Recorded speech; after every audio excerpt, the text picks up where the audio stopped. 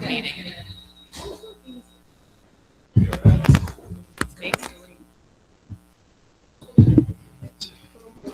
What up?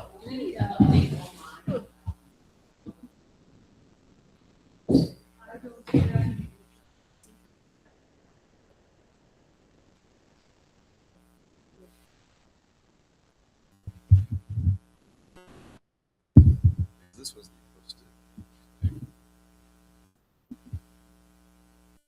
That was. That's like Monday, right? I think there was one that went out earlier that had.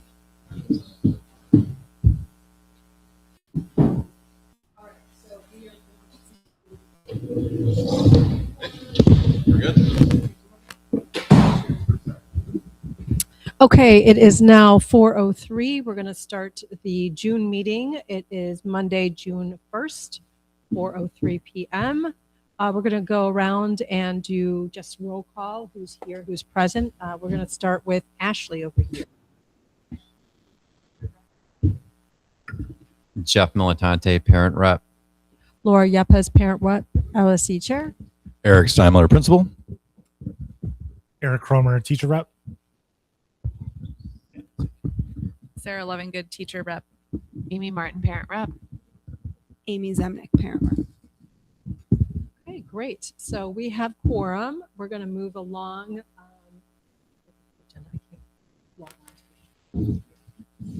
Public participation. Okay, we're going to open it up for public participation. That's 2 minutes. Anybody in the audience want to come up to the podium and address the LSC? We also have a new member of the LSC who just joined us, Paul Kendrick, community rep. I'm going to just put your name out there, Paul.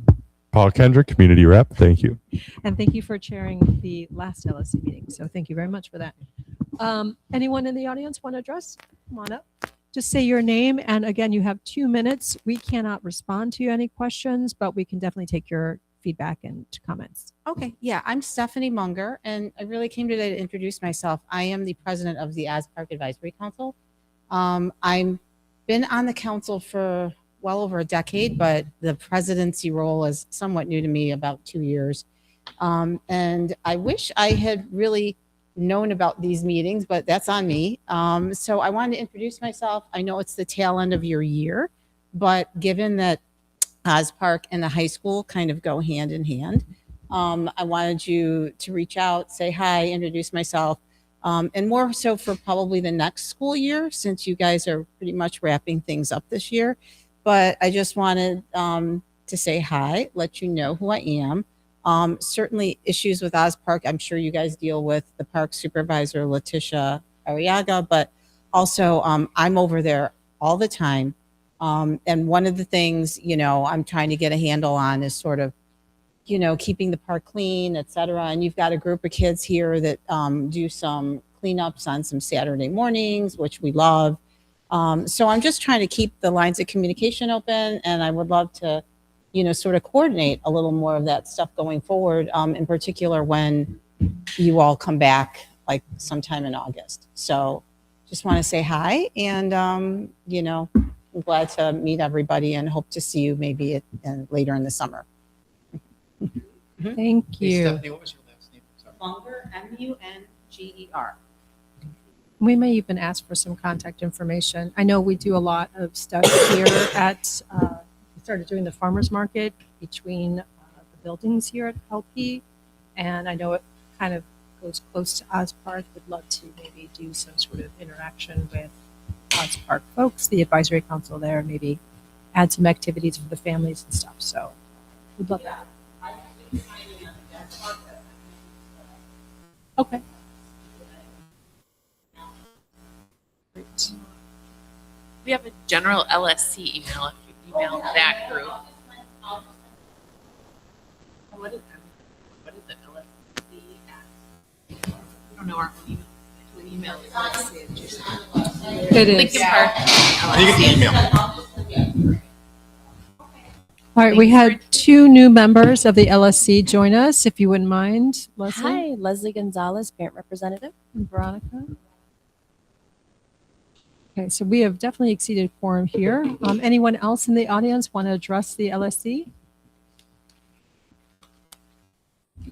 Hello, good evening, everybody. My name is Federico Luque Macias, Spanish and Arabic teacher at Lincoln Park High School. I'm here to very briefly follow up on last meeting and give a little bit of feedback on the comments that Dr. Sam Miller made during the Arabic program, the comments on the Arabic program. I'm going to follow up with more information on emails. I'm sorry I haven't been able to do it yet because of it's been a busy time of the year, but I just wanted to say two things.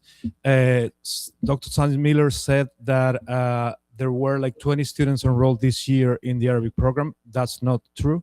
There are 30. So that's one thing that was inaccurate. The other thing is that he said that the IB results for Arabic have been like 2.0. That's also inaccurate. They have been like around 3.5 average. I'm working on those numbers and I will share them soon with you all, along with more information on this. The other thing that I wanted to say is I want to ask this council to vote no on the budget proposal for two reasons. First, because there are 6 cuts projected and Dr. Sam Miller hasn't offered any solution yet for how to deal with those. And the other thing is because the vice president of the Principal Association herself, she said, please vote not on this on the last Board of Ed meeting. So that's all. Thank you. Thank you, Dr. Macias. Please go ahead. Hi, everyone. My name is Anusha Todokora. I'm a board member representing District 6A, which does not include the physical school building of Lincoln Park High School, but I have over 300 students who live in my district who commute here to attend school. My district boundaries include Streeterville, River North, Old Town, Gold Coast, near North, and then also like West Town, parts of Bucktown, Wicker Park. So I know there's plenty of folks who send their kids here. And you have a great advocate in board member Ellen Rosenfeld, who represents this physical area. But if there's anything that I can be a support for, a resource or a thought partner, feel free to reach out. My email's online, but I'm happy to share my cell as well. And I just wanted to be here because I've visited most of the schools that are in my district. I only actually have one high school that is physically in my district, which is Walter Payton. So I wanted to make sure that I'm here and able to connect with folks who represent the school that a lot of students in my district go to. Thank you. Thank you, Anusha. She is my elected school board, not elected, you are the appointed school board member and now running up for election. So thank you. Hi, my name is Jacob Fieri. I am one of the music teachers here. This is the end of my 10th year. I'm incredibly nervous standing in front of you, but I wanted to talk about attendance. Sorry, I'm also emotional. I have had the privilege of working with a student closely this year who's a senior. I've actually known them since they were a freshman. Over the years, I watched them grow tremendously as a person through their dedication to their instrument. I've seen firsthand that they are smart, capable, hardworking, and absolutely deserving of opportunities. I built a strong relationship with this student. I created community. I supported them. I showed them flexibility. I checked in. I encouraged them. I tried to create a classroom where they felt welcome and wanted, because these are the things that we are often told matter most. And I believe they do matter, but relationships are not enough. This semester, this student missed my class first period 42 times and was tardy another 16 times. Today, this student is not graduating from high school. And not because they failed their coursework over years, but because they are 1 credit short, 1 semester long class away. And I understand that attendance matters and expectations matter and students have responsibilities.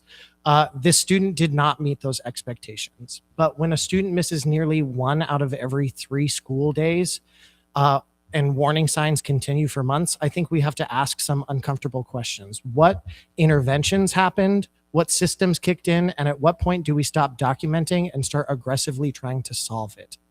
From my perspective, I did not see meaningful interventions. Despite repeated warning signs, the student attended prom, went on field trips, was allowed off-campus lunch, continued participating in normal school life while attendance problems continued. I'm not saying that students can be punished into success. I'm asking where the coordinated response was. Was there meetings, attendance plans, check-ins, family outreach, support systems, or escalating interventions that communicate, we see this happening and we are not going to let you disappear? I think Is that 2 minutes? Thank you so much. I appreciate it. Thank you. Thank you for your comments.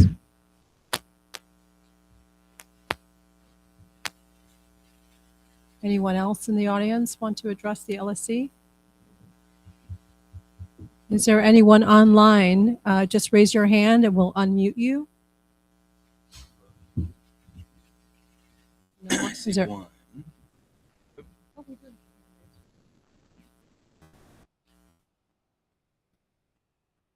Okay, we have unmuted you. You can go ahead and present your 2 minutes. Just state your name and then you can continue. Hi, my name is Kelly Gosler. I am the former band director at Lincoln Park High School. I taught at LP for 8 years before resigning at the end of the 2025 school year. During my time at LP, I taught many types of students, some who were highly motivated and successful, and many, many students who struggled with the demands of school. 2 weeks ago, I received word from Mr. Fieri that a student of mine, a student that I recruited to come to Lincoln Park, wouldn't be graduating. This student was, and hopefully still is, college bound. And as you heard, this student had at least 40 absences in the second semester alone. My first reaction when I learned of this was, of course, total disappointment. I have faith and deeply believe in this student. And then I actually thought, this is my fault. I felt guilt that I had not come through for this student that I don't even teach currently to make sure they could cross the stage. I thought I shouldn't have encouraged them to take so many music classes, and I should have forced them to take their graduation credits first so that if they failed, they would have another chance. And then I took another second to really think about that and let that sink in. I thought to myself that that's crazy. Hey, Evelyn, can you just be quiet for 1 second? That's crazy. I was encouraging this student to take numerous high-level classes, honors courses, and in classes that were in a field that they're passionate about, that motivated them to come to school, and in an area that they intend to study at the collegiate level. I shouldn't, and nor should anyone at any school, have to advise students not to take classes or to take classes because they may or may not fail them. And as educators, we should believe in our students and expect them to succeed. Over my years at LP, I had countless heart-to-heart conversations with my students about how critical it is to attend every class every day. My students looked at me like I was crazy. They couldn't imagine a world in which you attend every class every day. Hey, Kelly, I hate to interrupt, but that is 2 minutes. Do you have? I will just say, clearly there's an attendance issue, and it's a difficult problem for the adults to deal with at your school. And because of it, you've chosen not to, and you are failing students. And I'm so upset. Thank you very much for your time, Kelly. Thank you. Is there anyone else online who has any public comments?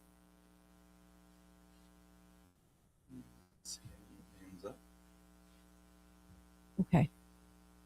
All right, so that concludes our public participation. We will now move on to minutes from last LSC meeting that took place May 21st. Jeff Militante shared an updated revised minutes earlier this afternoon. Did everyone get a chance to review them? Was there?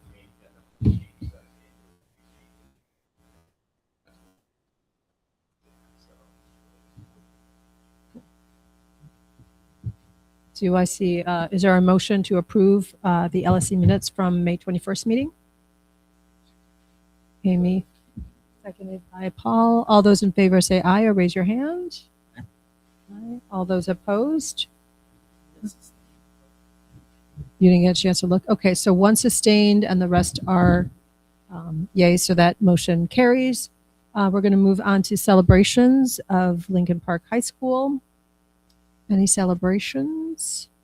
We just graduated over 500 students recently. Heard it one arena. It was awesome. Just a great event of celebrating the accomplishments of our students.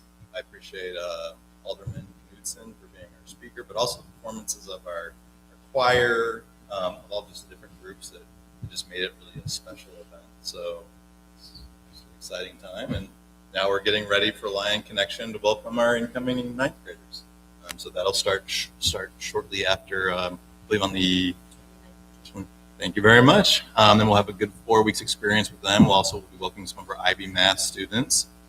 We are a host school also for credit recovery, which also is a way to just kind of help our students continue in their work. So just really excited about kind of finishing that year in our last week of school.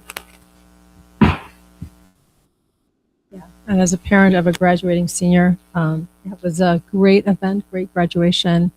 Sad to move on, but also super excited for what's to come ahead. So thank you for that. Any other celebrations you want to share? Veronica has one. Do you have a celebration, Veronica? Oh, okay.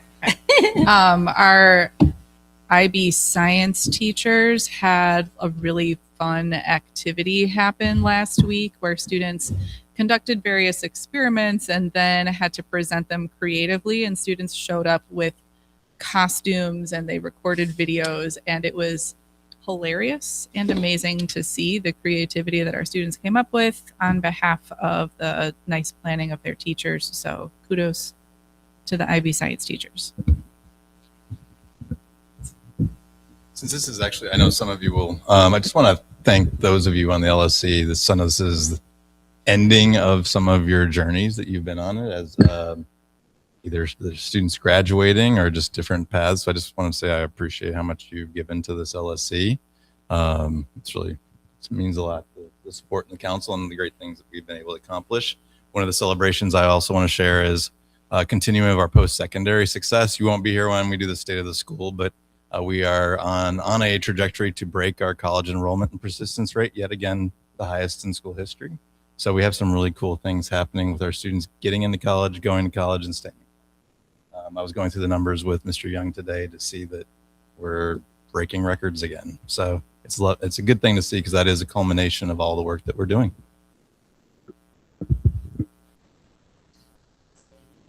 Oh, Veronica Heard. Heard.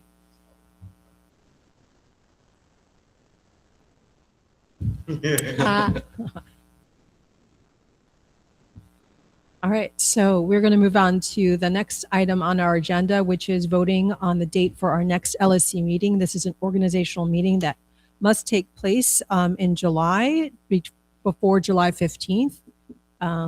If everyone can take a look at their calendars and see, we've got the 4th of July holiday.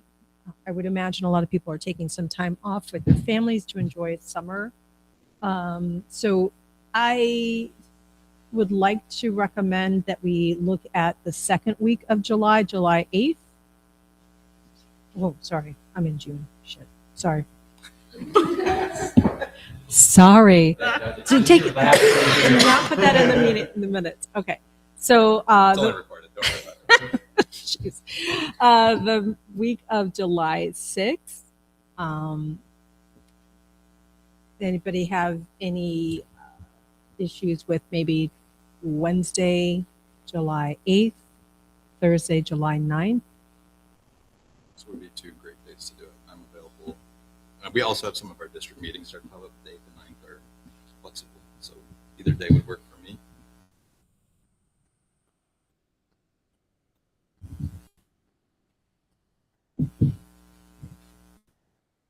Cool. Yeah. I think we can check with the new LSC members. Are they going to participate? This is the organizational meeting, so this is the first meeting for all the new LSC members that were elected. That will be their first time. This is where we would elect.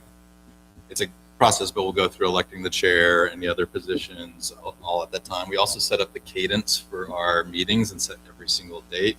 So it's also important to kind of look as the third Thursday at whatever. And we look through the calendar. Similar to this year, we would also look like, for example, this is a Monday. We normally do it on Thursday, but we scheduled this in July, knowing that there's been a trend of the budget becoming more delayed, and knowing that we would need this time to be able to vote.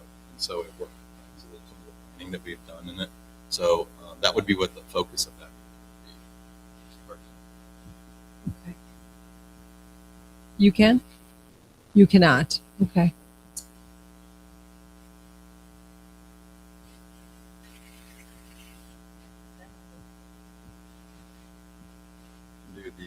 13th or the 14th. We have to do it by the 15th.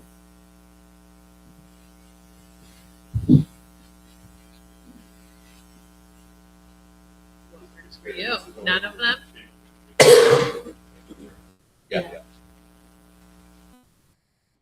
I'm thinking the 14th is a Tuesday. I always, yeah. Do we want to do, how do people feel about the 14th?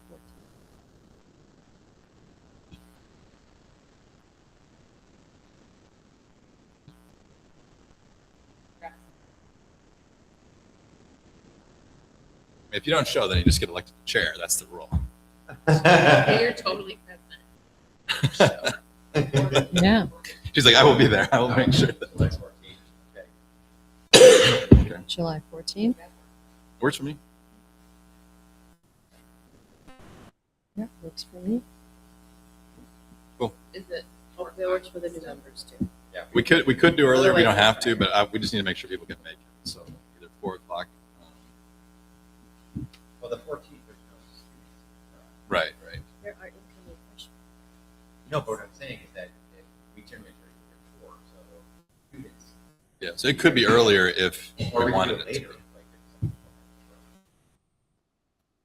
Oh, wait, no, we have teachers. Yeah, I would respect their time too. I mean, Stick with 4 o'clock's time. We've done it. We're there. 4. Yep. Sarah? yeah, it's good for me. Cool. July 14th. Okay. July 14th at 4 p.m. Okay, perfect. So we've got that set. Moving on to the next item, we have to discuss the upcoming budget for the next school year, as well as the CIWP. So, Dr. Steinmiller, did you? I Yeah, know- there's a presentation that goes over the CIWP.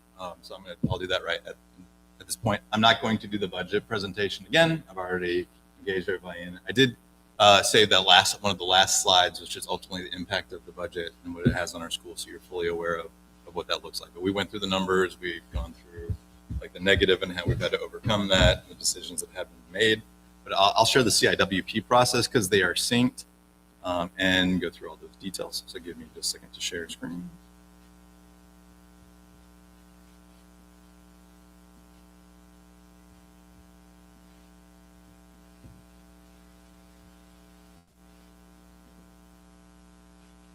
Oh, all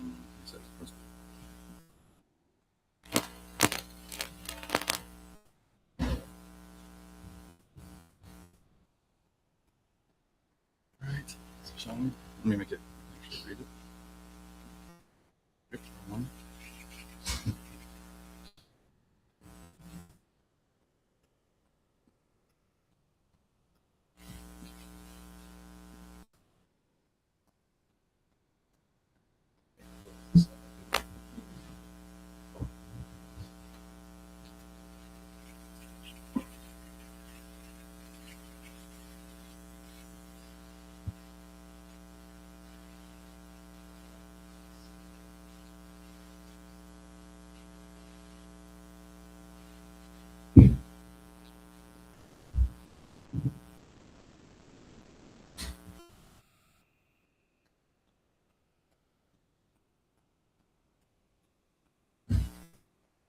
Hopefully this will help. So we can see just my slide for this. Let me go to the very beginning.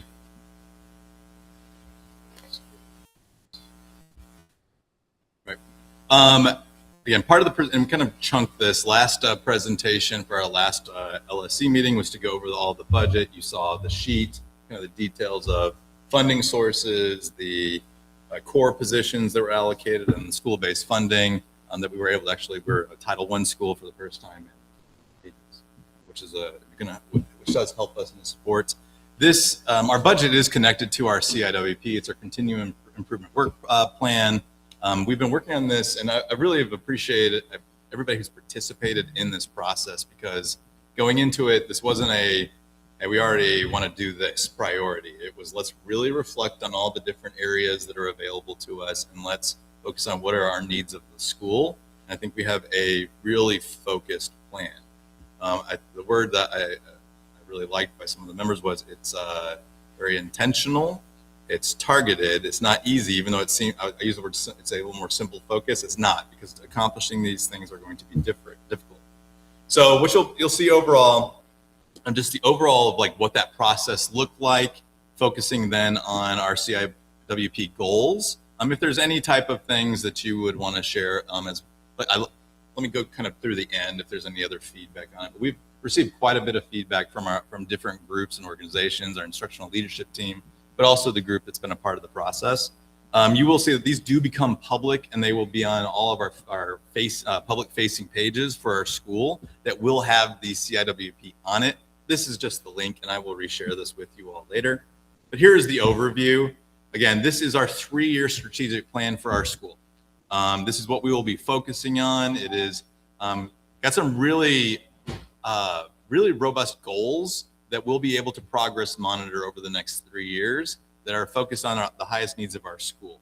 And again, as an LSC, this is one of the 4 big buckets that you engage with as we go through the CIW process. These are the 5 different foundations. I know it's kind of hard to read, so I'll just point it out here for you. People are right.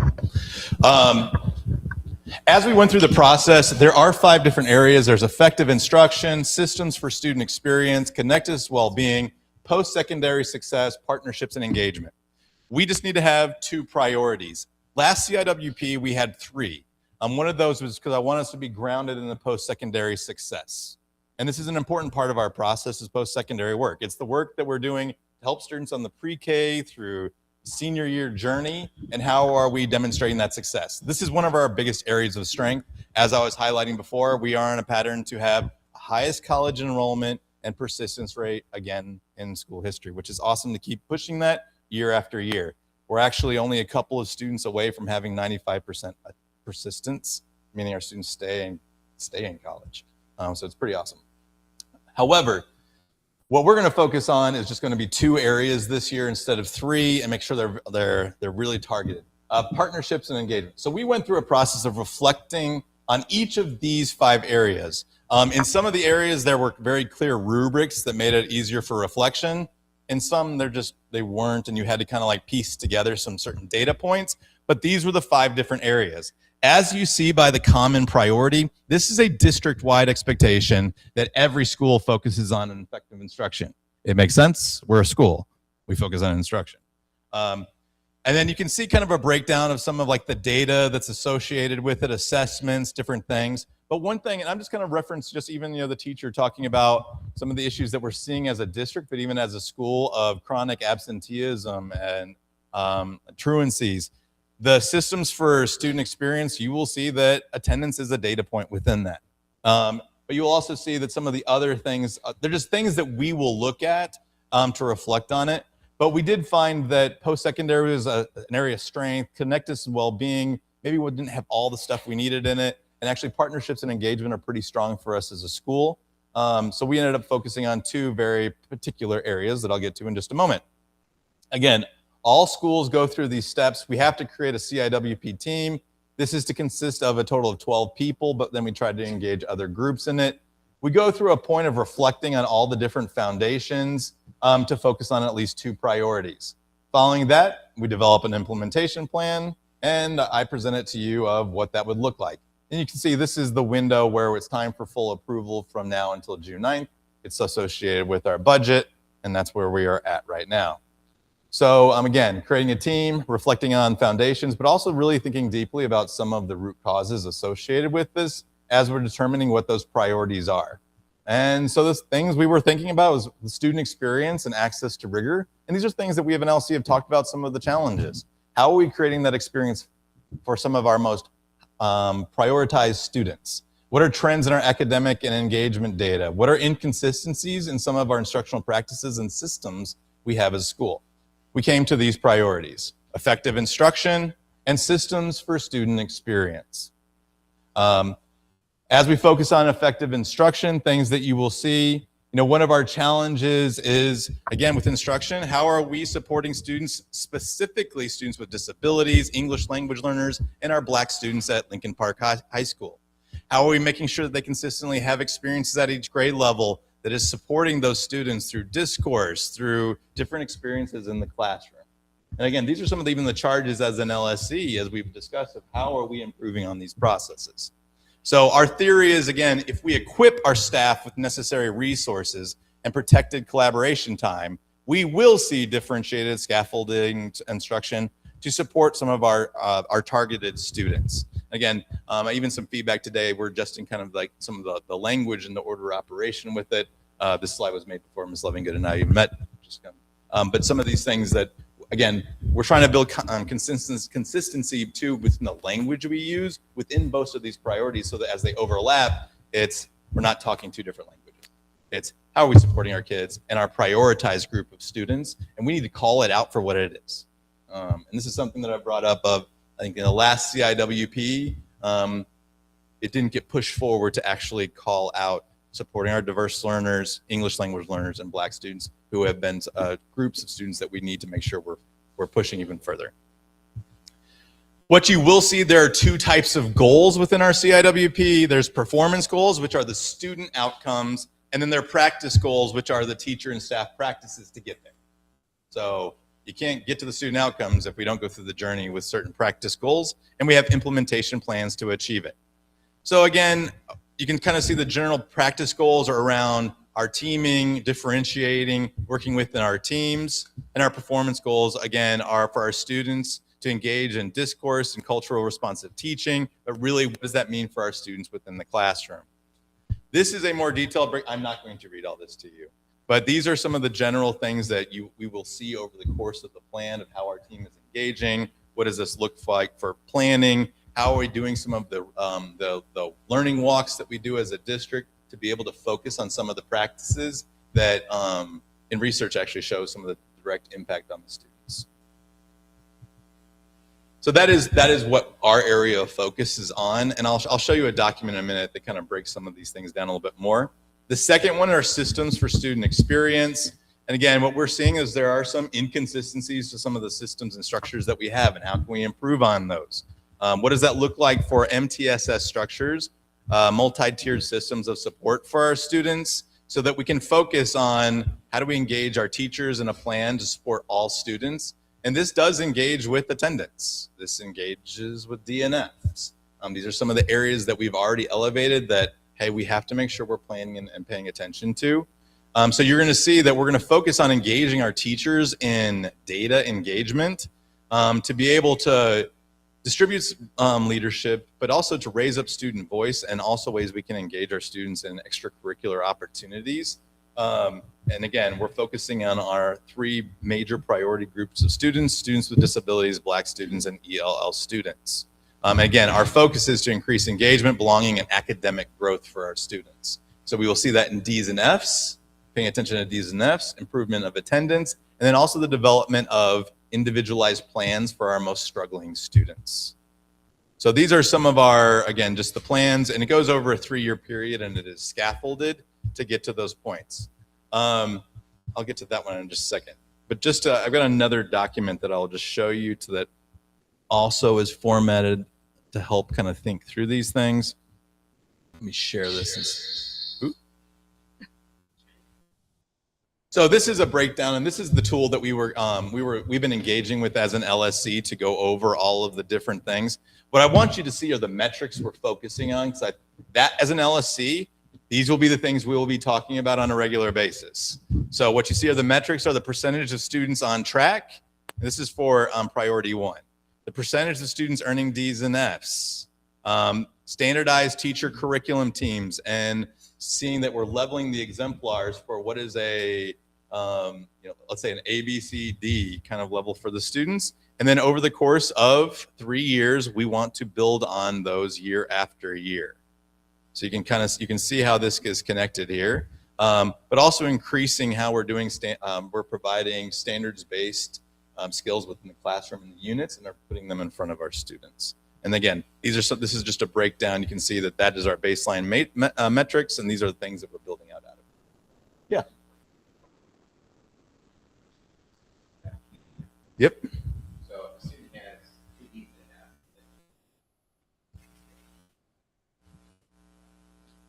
like in a class, like D's and F's. So let's say he's got, he's got 2 classes that he has. yes. And then a third one in that kind of, that one student. Right. So one student with a DNF, another student with, and that build up to what percentage of students with DNFs?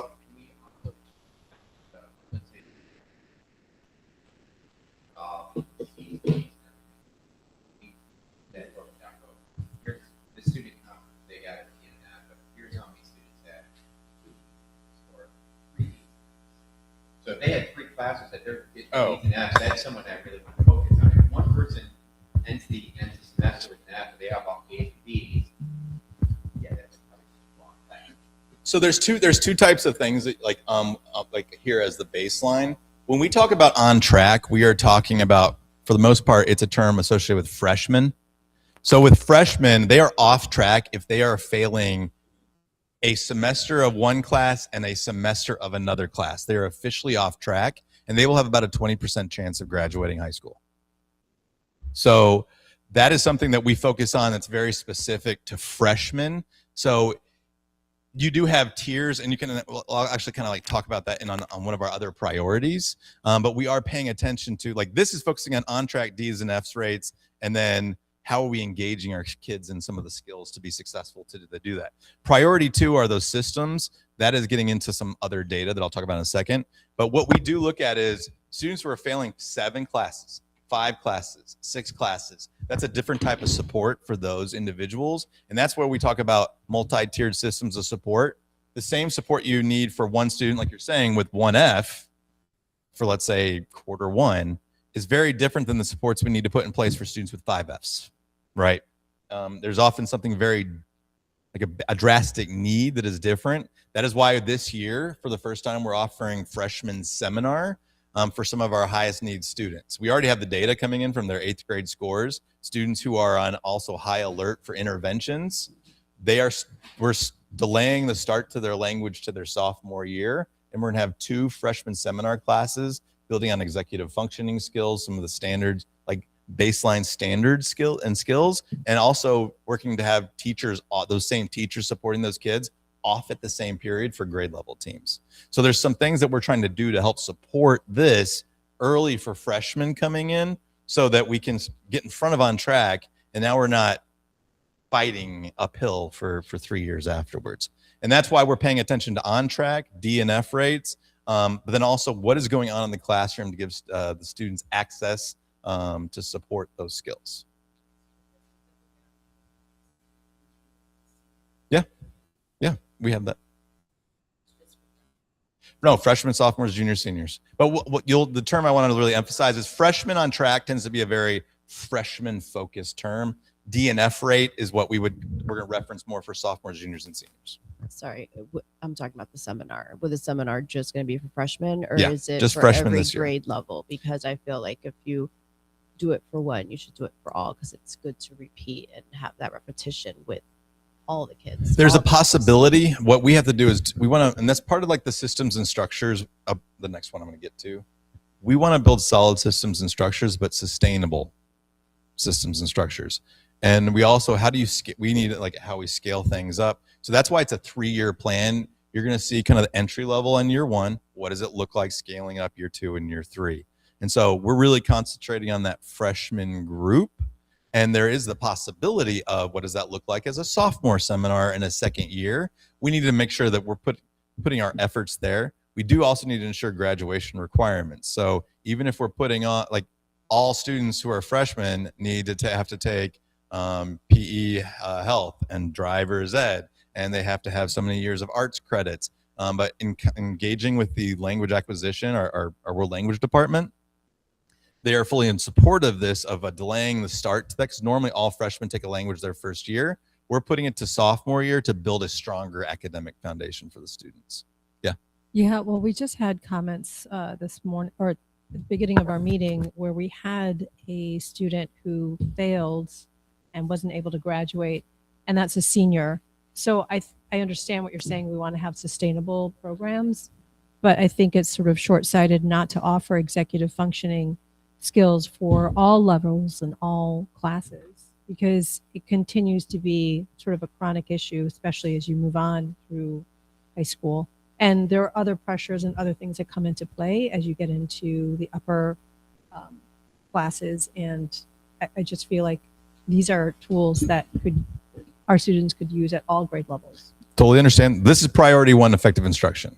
Priority two, we are focusing on different data. So priority two is focusing on our systems and structures for our student experience. And we have two goals. One of those, average daily attendance. This isn't just for one grade level. This is for everybody. So the narrative you heard is of that one student with 40 plus. You know, these are things that, again, students who are missing that amount of time. There are some other things that we need to work through. We have to have a plan for that's working aligned with this goal. This also brings in D's and F's, but also brings in repeating misconduct reports, so a behavior side to it. But you see the fourth thing is the percentage of tier 2 and 3 students with documented interventions and support plans. So this isn't just freshmen. This is how do we have those documented plans for our students who are really struggling with the 4, 5 F's, with numerous attendance concerns. What is the plan of action? Because often if, like, I know an individual in the exact class that was being represented before and was having some real struggles with what was going on first period and how to navigate, and tried to work with the parents on it. And we tried to create a plan in place. Like, I know that story because there was a lot of work going on with the parents in that. It didn't work, but there was more going on with the story. But those are things we need to have, is a good, solid plan for all of our students. Along what you'll see, you don't see this written in here, is that we have to have tier 1 supports, which is, all right, our expectation is there is a response to a behavior of not being in class that has to be implemented. Now, this is focusing on our tier 2 and 3 needs, which are some of our more severe. But along with this, and you'll see what, like, within this plan is, how are we supporting all of our students with expectations around it? So it isn't just focusing on it. But it's also, we have to do this effectively and build this out. I mean, you see, that's why we have those plans as a part of this baseline for goal 1 for our priority 2. But you see within our goal 2, we have different data sets, 5 essentials, cultivate data, the equal opportunity schools data, and then the percentage of students participating in student voice structures, but also with extracurricular experiences, because I know that's also been something that's been brought up. So you can see that's all based into this plan. But those are our 2 areas, systems of support and instruction. The final part, which is the most negative that comes along with this, is our budget is associated with this. Let me share this last tab.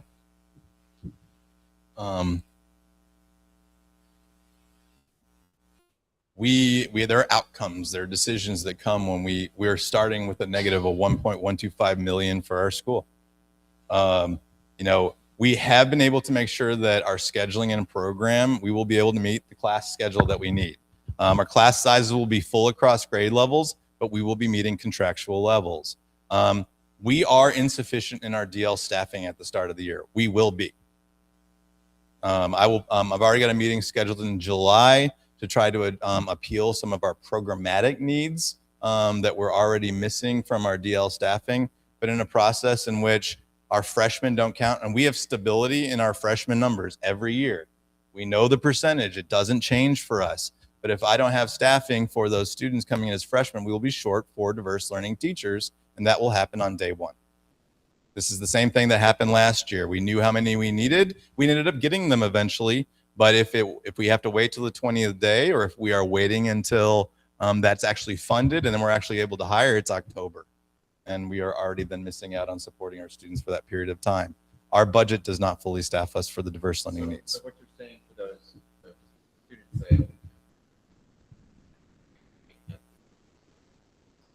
you're gonna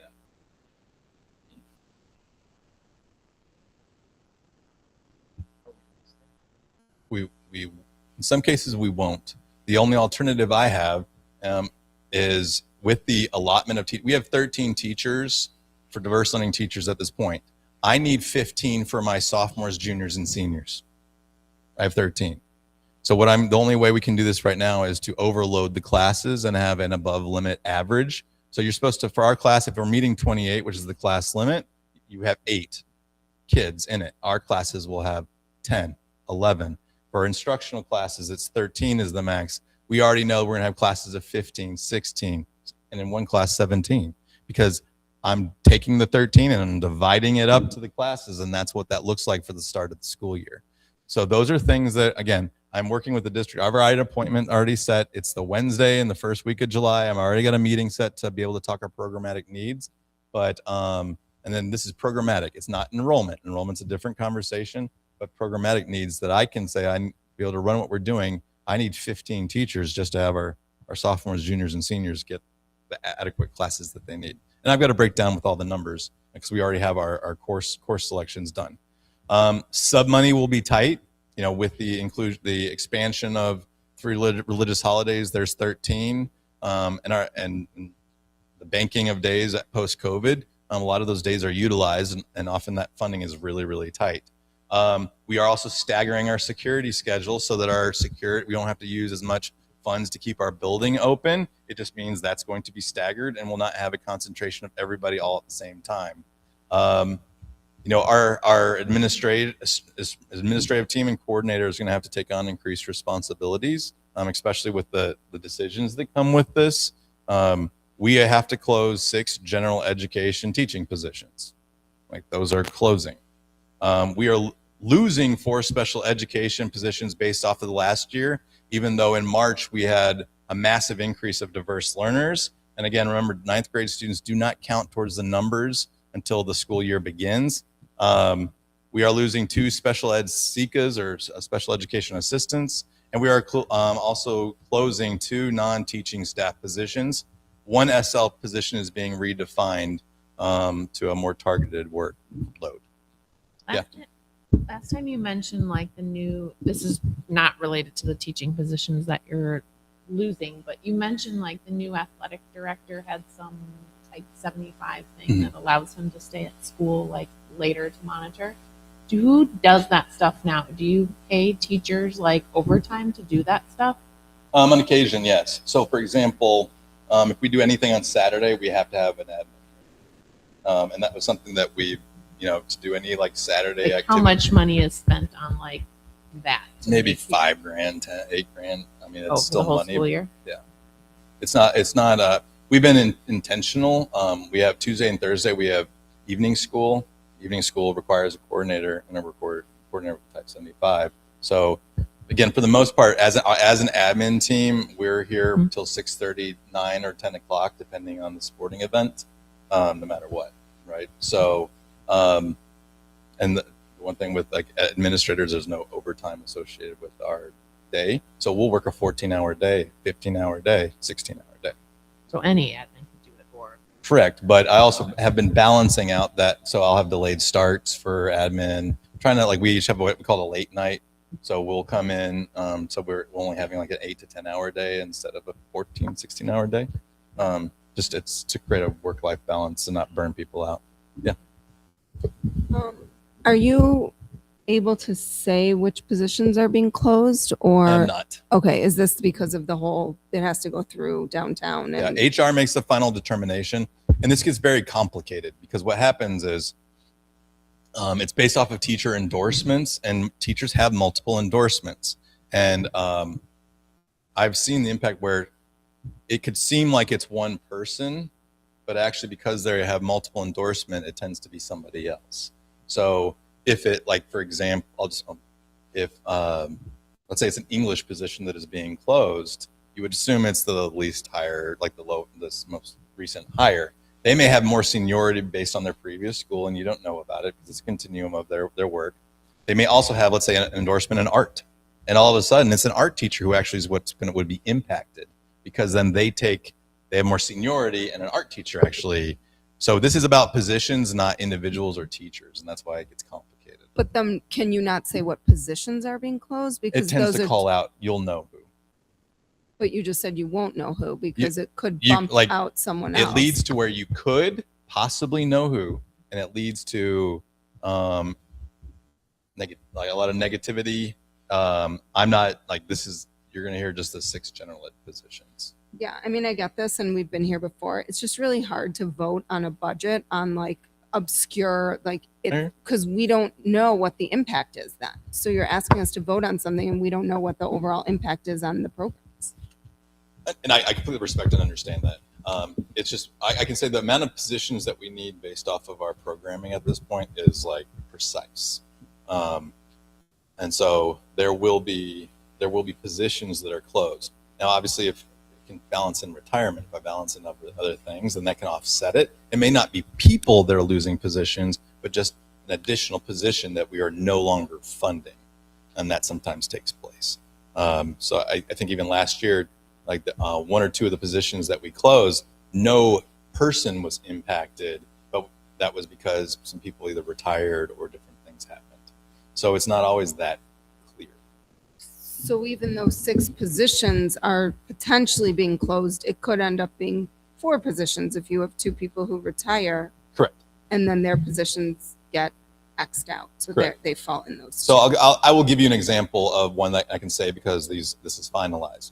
We are losing 4 special education teaching positions. But at this point, it's going to be 2 positions potential where people will be impacted because I know where 2 people are leaving the district. So by those vacancies, 2 other people will then fill it in. We are losing 4 positions, but 2 people have will most likely be impacted.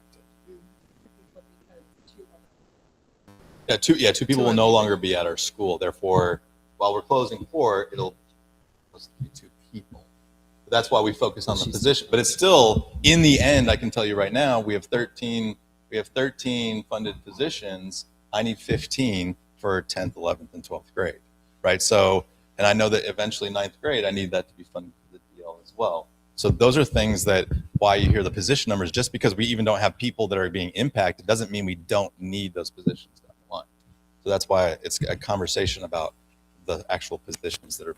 So along those lines, though, it's real difficult with the non-teaching staff positions to kind of gauge how to vote on this as well, especially in line with like the CIWP, because if they're like very student facing, it's hard to tell like how that will impact our CIWP. So it's like, so it honestly makes it hard to like kind of like determine if either of them are appropriate based on the information we have. Well, and what ends up becoming is those are still become.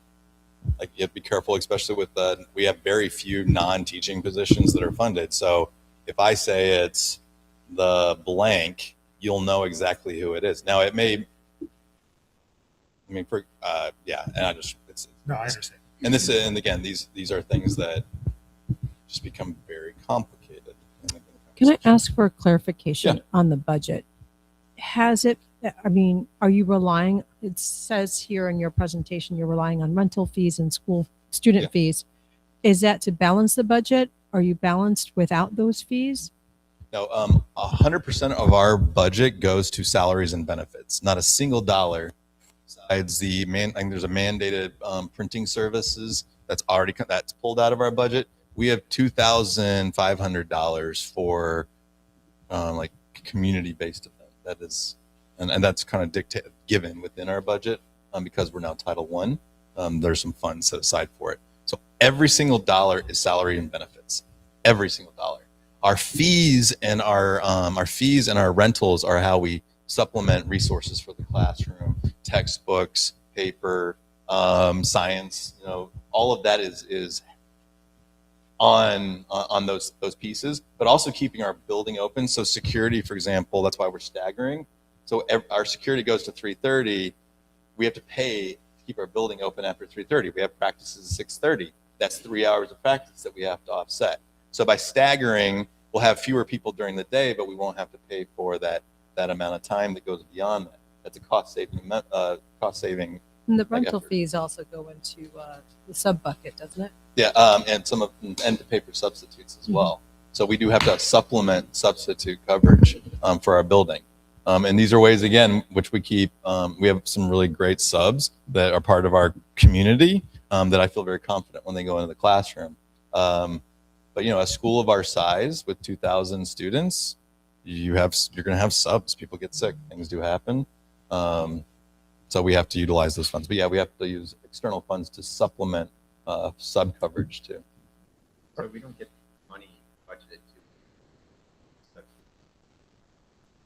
you get a certain percentage, but so teachers, and I'm not saying all the teachers are doing this. So let me like just clarify, but every teacher gets 10 sick days. They get 3 personal business days, and now they get 3 religious holidays. So that's about 16. Yeah. We do not, the funding that comes in that is pulled does not cover all of those days. So, and I'm not saying we have 140 teachers and staff, you know, we have about 140 people who would require some type of coverage, our DL teachers and our teachers. So it catches up really, really quickly. So there's only partial coverage for all of it. So I think where I'm caught up in all of this is knowing like the extreme limitations that we have from the CPS budget. I want to acknowledge that like we're not working with much and we have to make a lot happen. But we also have some really lofty CIWP goals. And I'm worried that we will not have the personnel to manage that. Got it. So if we think about our priorities, without going way too deep, you know we need attendance supports. So there's an area in which we have to be careful about, right? And maintain the supports that we are getting there, just to see we have seen improvement, but how do we create the consistency? You know, we know there's areas, our counseling, we have 6 total counselors when, if you follow the ASCA model, we should have 8 to 9, right? So we have a post-secondary success. So there's things that we can't necessarily glean away. What you do here, like me redefining an SEL position, because I know that we need to have a certain number to maintain that stability. It just means that the things that are being cut may be in other areas that, again, I hear what you're saying, like, but the CIWP has dictated the decisions to kind of like what is sustained to be able to support that work. You know, I will tell you, schools across the district have been cutting their tech coordinators. We are not. We have to have a tech coordinator for a school of 2,000. I've got a stack of resumes here. About 10 of them are at different high schools right now, right? Because that's the decision they had to make at a school. I can tell you we're getting techs. We have smart boards in every room. We have 2,000 Chromebooks. Like we can't function without those things. So there's some things like that have to be in place. It's just, so yeah, I do hear what you're saying though, and I have tried. I made every effort to try to prioritize that. It also comes down to how much a position costs in some cases, because a position that is funded for, let's say, $34,000 salary and $20,000 in benefits, all right, that goes so far, but sometimes you need to make a cut somewhere where it's not still 4 people losing their jobs just because they're the lowest paying salaries. So those are things that also, it really is just about money. What does the redefined SEL position look like within our school? Like I saw the posting and like it's very generic CPS, but like what does that role look like here? So that role, so I've opened up a culture and climate coordinator position. And those job descriptions of CTU and SEIU define roles in them, and that's what people are expected to do. If you go into a position that doesn't have certain roles, then you're not expected to do those things outside of it contractually. This position is really focused on supporting our, we call it the realignment room, but it's in-school suspension and developing an in-school suspension curriculum to support the tier 2 and 3 needs of our students with repeated behaviors, but also where we can start doing hall sweeps in the hallways for attendance, and they're going to the space, or they're going to, that's a part of their role and responsibility. It also is, they're able to support security in a way that other positions are not. An example, one of our dean positions that we currently have, they can't engage, that's not their role, right? So security will go to SCIU and like, hey, they're telling me what my schedule is. This position can. And so that's an intentional, again, it's aligned to our CIWP with some intentionality, but it also is so I can afford to maintain a certain number of SL positions at our school to keep the work moving forward. I appreciate that. But like at the same time, especially like I think the last little bit is what kind of concerns me a little bit is like, I want security to answer to Ed. Like, I don't want that middle ground. I don't think. Like for me, like that is the role of admin, is like to tell security their schedule. I would prefer like the SEL position to be as student facing as possible and not doing like the bureaucratic's not the right word, but like the administrative role. And they still don't do evaluation. That's not the point. But so there is something like one of our or two of our deans, for example, cannot give like, hey, come help me with like. It's part of their.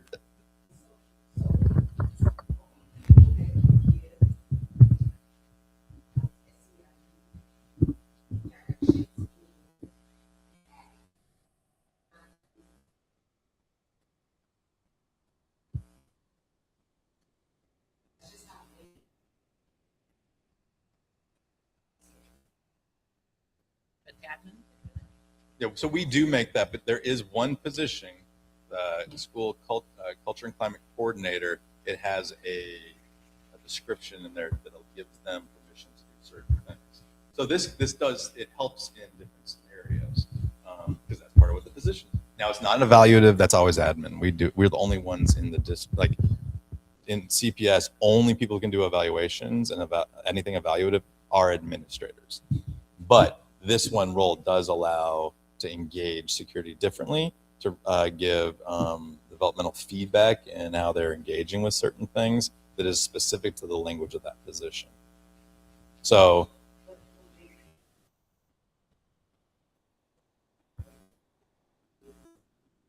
I hear it, but look, we'll talk through the length. There's certain things that they can. Again, it's not evaluative. They can't any of that stuff, but they are a space in which they can give. I think it was best practices and reinforce those best practices shared. Does that make sense? So, and SEIU and CTU can work through those two things, but that's what the job description is. Yeah.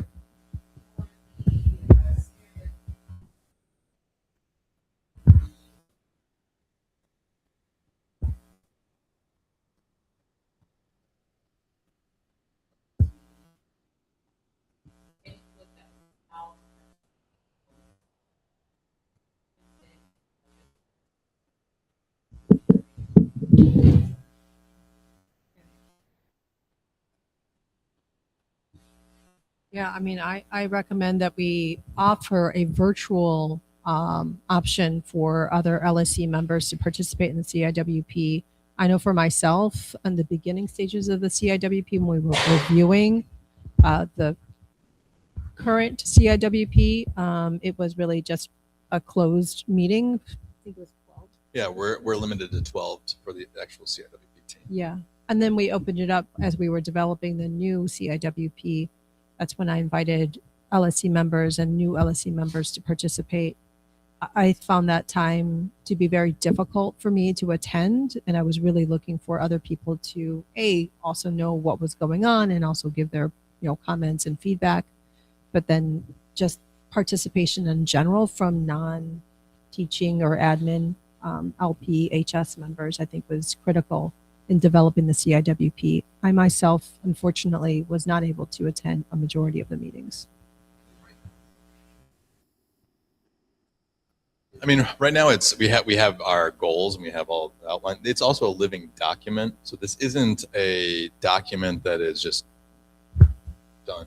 We're checking. Like, this is something that like the PPLC would engage with. This is something we as an LSC will like those benchmarks, the things that we're looking at, percentage of attendance, the D's and F's, like there are very specific goals. We will engage with those quarterly. So that, and if we're feeling like the course is not making the right path there, then we make recommendations to adjust the plan. So it isn't just set. This is the initial iteration of it because it is a 3-year plan. Like, our needs may shift and we need to prioritize on X, Y, and Z, or we magically fix the opportunity gaps between our students. I don't anticipate that, but those are things that would like, hey, how do we revise and make adjustments? The PPLC meets monthly, and one of the things they can do is make recommendations towards changes in the PPLC. And that's the point of like having that connection here with the LSC. So we had teachers, we had interventionists, we had students were invited and never made it. We had administrators, we had SEL members on the team, LSC. So we tried to get at least like one person represented from PPLC, representatives from LSC, not LC, but ILT. The ILT also, we would then like send some things out to groups to work on as well.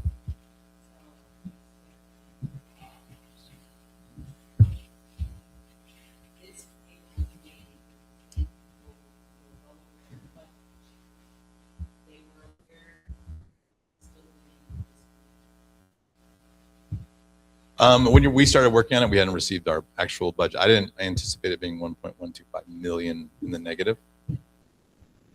They've been, even today, our ILT spent time looking at priority one, which is about instruction. We've been looking at this pretty continuously since receiving the budget too. But I would say in it are a lot of actions of how we are organizing our school.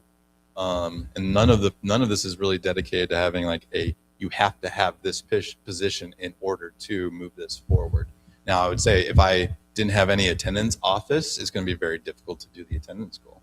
So that wouldn't make sense to gut the areas we have to prioritize. That's why you see the SEL specialists. Like we have to maintain improving our responses to our behaviors. So it doesn't make sense to gut those positions either. But we are at a point in which we have to balance a budget. We are required to. And I don't think next year is going to be any easier. I do think for attendance wise though, like the less manual activities you could develop and more automation, like we hope to have this year that never happened, would mean like you don't need as much manpower if there's automated reporting that can come from the systems. They're not done. They have to be like full sources put together. We are CIWP and the budget. So I move we approve the CIWP and budget. Separately? Okay. I move we approve the CIWP. Yeah. Any additional comments or discussion?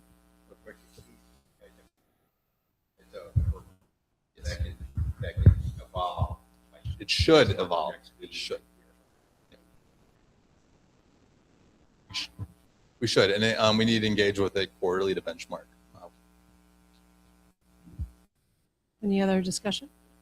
All those in favor of approving the new CIWP, please say aye or raise your hand. All right, so that is approved unanimously. So that has passed. Any motion to approve the budget for SY27? So moved. Motion by Principal Steinmiller. Anyone want a second? Seconded by Ashley. Discussion at all on the budget?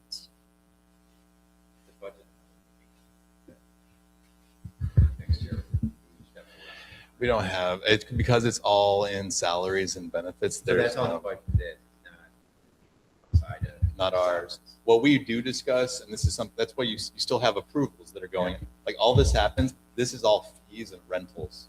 So we spend somewhere between $700,000 to $800,000 outside of salary and benefits, utilizing student fees and rentals. So that's why we bring in $400,000 in fees and $200,000 to $100,000 in rentals, be able to offset the costs of our school.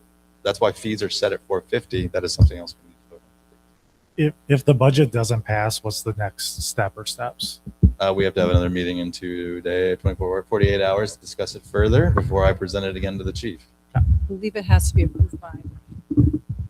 It goes, yeah, because of our, there isn't any other options. If we want more flexible funding or money to be available, or for example, then we have to close more positions. That is the only option that we have, and we are lean. We cannot cut any more teacher positions without our class sizes going above 28. It's not an option. We are the exact precise amount of teachers we can have. Those 6 positions are strategic to meet our programming and schedule. That's it. There is nothing else, and there isn't another recommendation.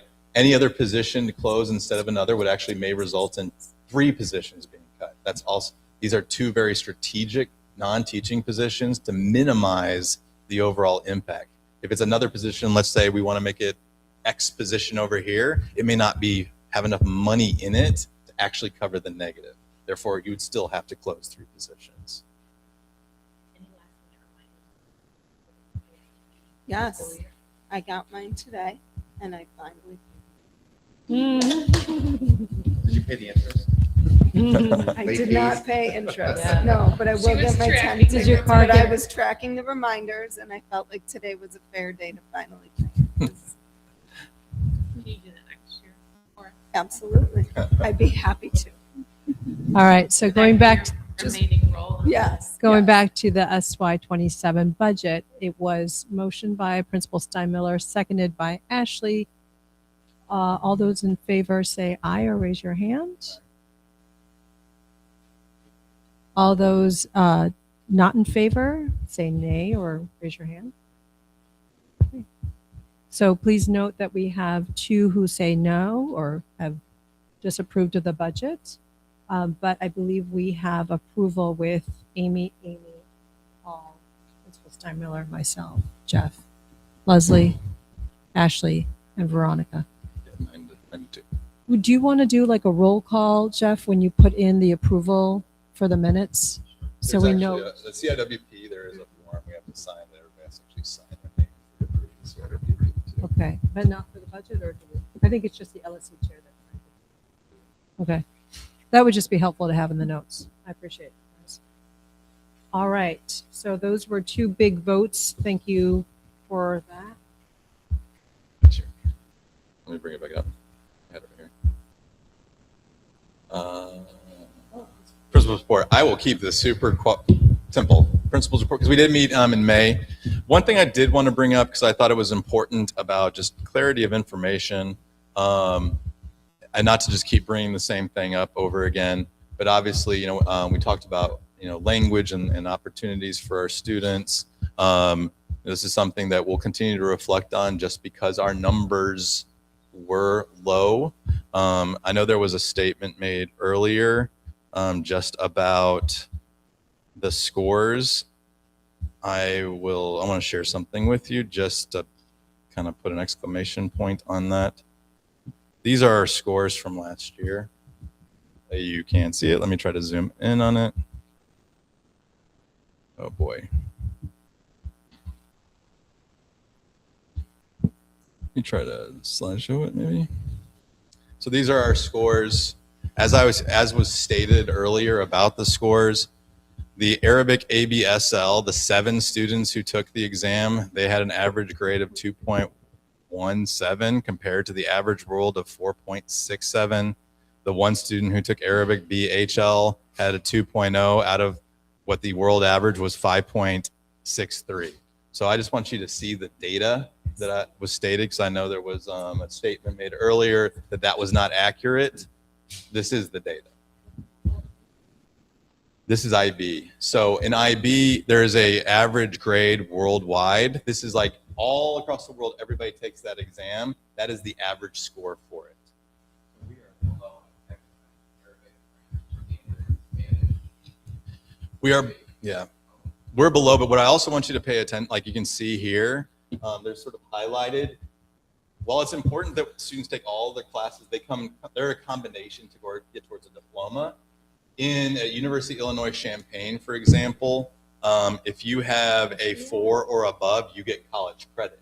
So you can still see that there is a good percentage of our students. Mandarin, for example, is close, catching up on the average grade for the world. Same thing with our Spanish. There's gaps, but that's where we reflect on it. How are we, narrowing those gaps for it? But there is a very, very, very wide gap. Now I get some students don't understand the lettering and different things, but Mandarin, we're seeing some really great amounts of success with it. I just wanted to point that out because there was a statement made earlier that was not accurate and that we were closer to like 4. We are not. We're just not. Aren't. I mean, we're But that's pretty, and you're also thinking for a very rigorous program that this is a lot.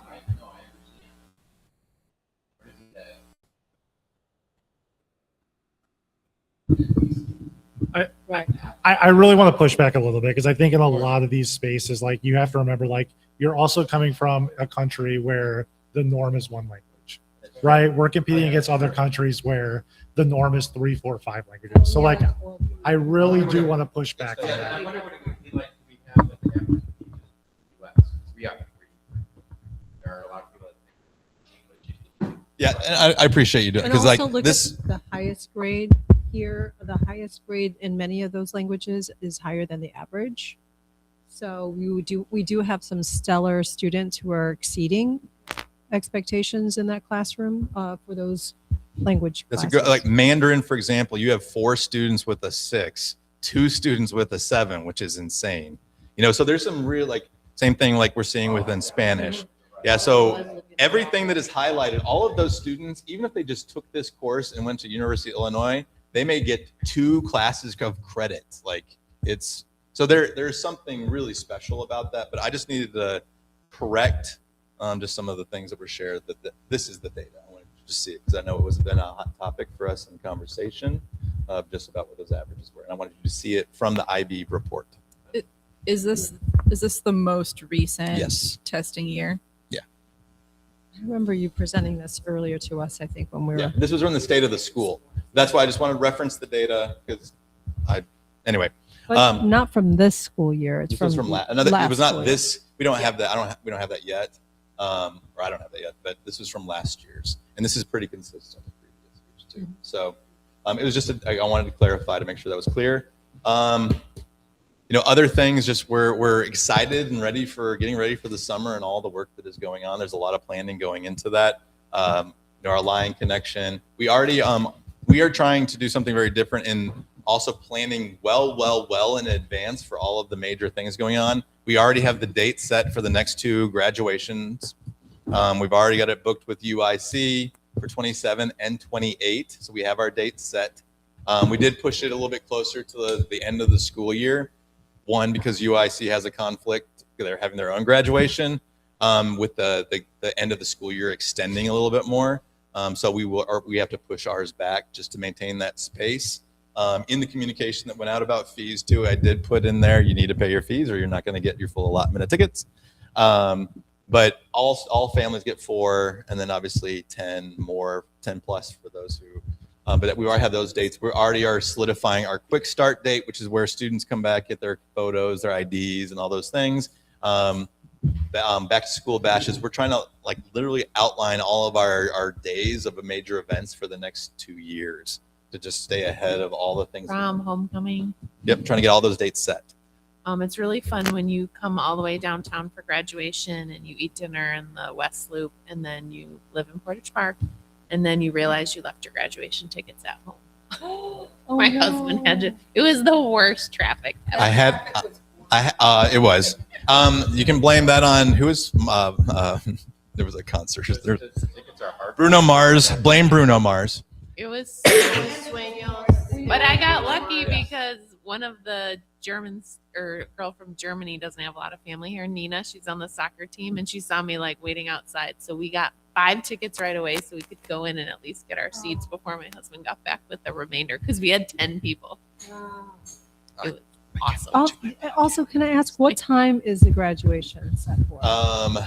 So the next 2, it will be evenings. I think it's going to be the same thing at 7 o'clock. Can we do a 6 o'clock, please? I'm going to just recommend because by the time you're done, there's no restaurant that is still open. You eat early. We ate at 4. So let me confirm the dates, but there is a graduation. Jones usually Academy did before. it at 6. So there are 2 in the same day. So it's not the.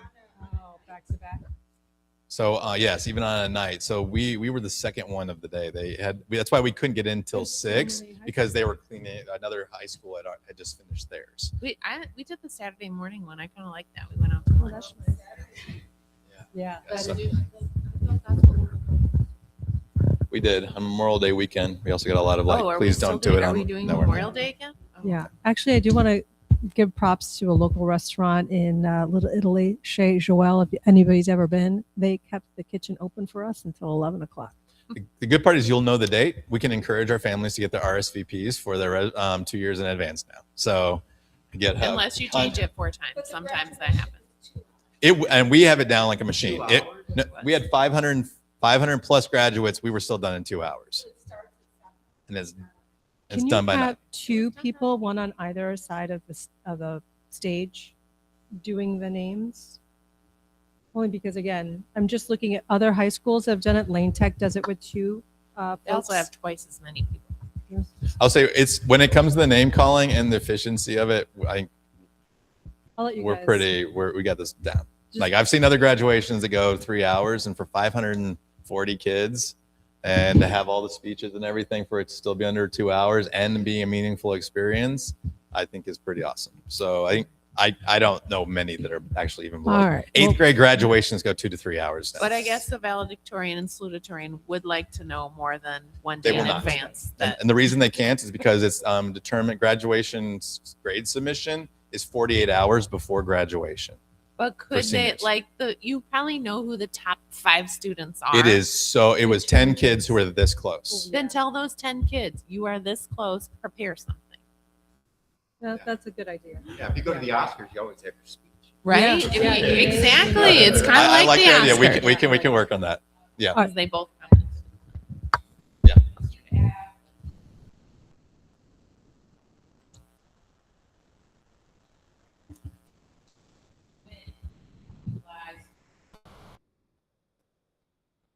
Yeah, it was part of the original proposal. 50% of it went to a salary, so that the classes could continue with students, 13, 14 students in the class. So the first chunk of it, half of it, it was actually allotted to be entirely for the salary. And so the way, by the second payment, because it was in 2 payments, you can't open a position with half a payment. You have to have full payment for it. So district, like our funds from our budget, were used for the second half of it. So that other 50% then went to a partner organization that was to engage in cultural events and also promote like engaging in the program. Incoming kids at the school, Recruitment. other areas. And I don't think it ended up being as targeted for just a recruitment strategy as much as like cultural and also welcome and try to be a part of it, have interest in it. What does that look like for incoming freshmen? It just didn't take. And that's just where we are at right now.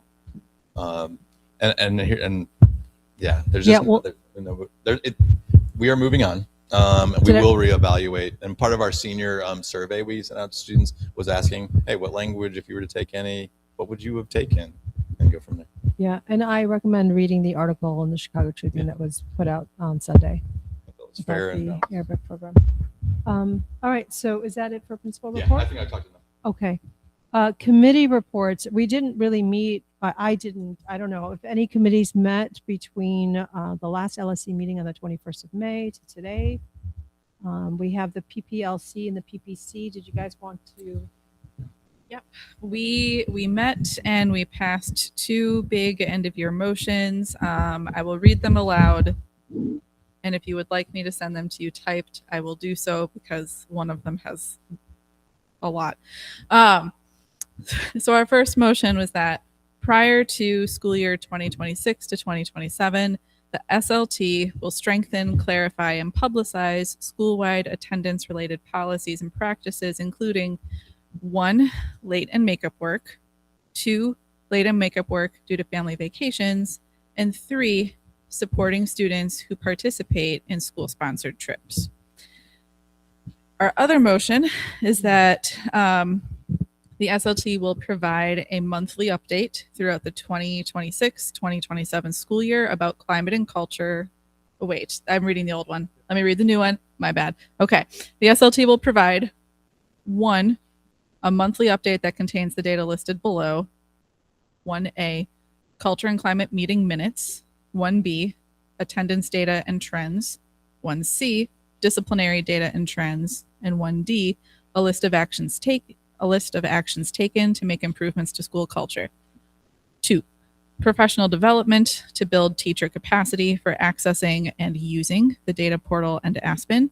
And 3, protected / principal directed time to engage with targeted data, filtered, user-friendly with administrative facilitation throughout the 2026-27 school year. Sounds like you're reading our CIW. It does a lot. Yeah. 100%. Yeah, me too. And as far as the attendance report, is there something that we could get to, like, if there's a month, or let's say we do it every 2 weeks, you get something that you don't get it, that we know right away, we can talk to you, Dr. Smith, who didn't do what they were supposed to do, who didn't send reports, and when can we get?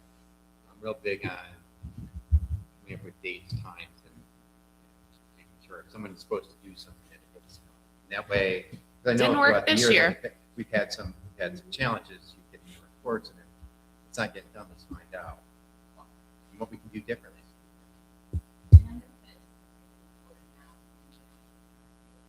Yeah, but I want to try to get these updates so that way, like they were talking about that senior that wasn't able to graduate because they blew off all these licenses. That's on them, but there are things that we can do to try to help them.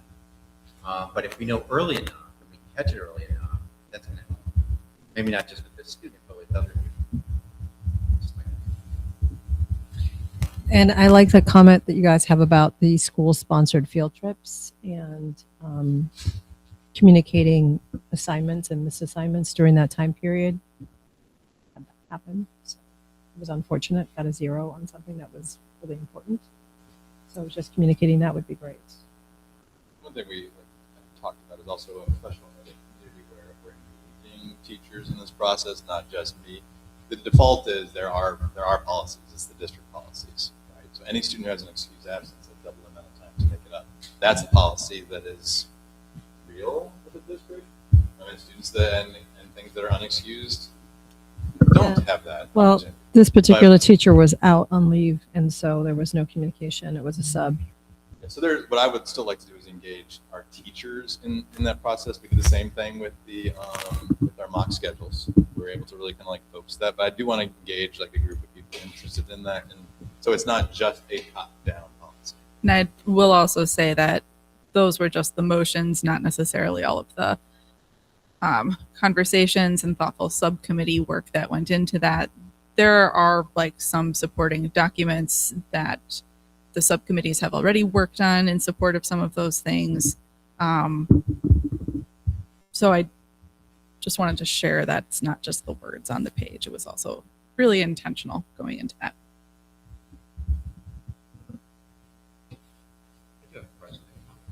You were talking about is that they were with the teachers. When a parent emails the teacher, are the teachers supposed to say something else? Say there's an office, like so we know that whether it's PTO or whether they're sick or something. So if they don't get, if a parent doesn't get a response back, they understand that they're off this, or they're off in the next week or something, taking a vacation. You guys have the ability to do that, or is it not directive that we need to? I'm just We have the ability, whether or not we always individually remember to do that. Speaking as someone who forgets frequently. Yeah. I'm the same way. Yeah.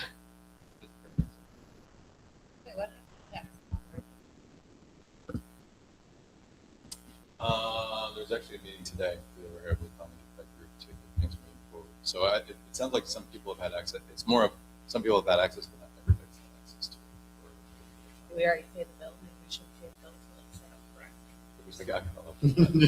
I'll have to follow up on actually the payment of the quote bill, but I do know that some people did start to utilize it. Wait, teachers? There was a teacher that's already started. Only when I know he was able to. I've gotten emails on it from school links, but nothing like directly in terms of like how we're going to utilize it. Yeah, there's also access. There have been some access issues that were resolved. So I think there was a meeting today.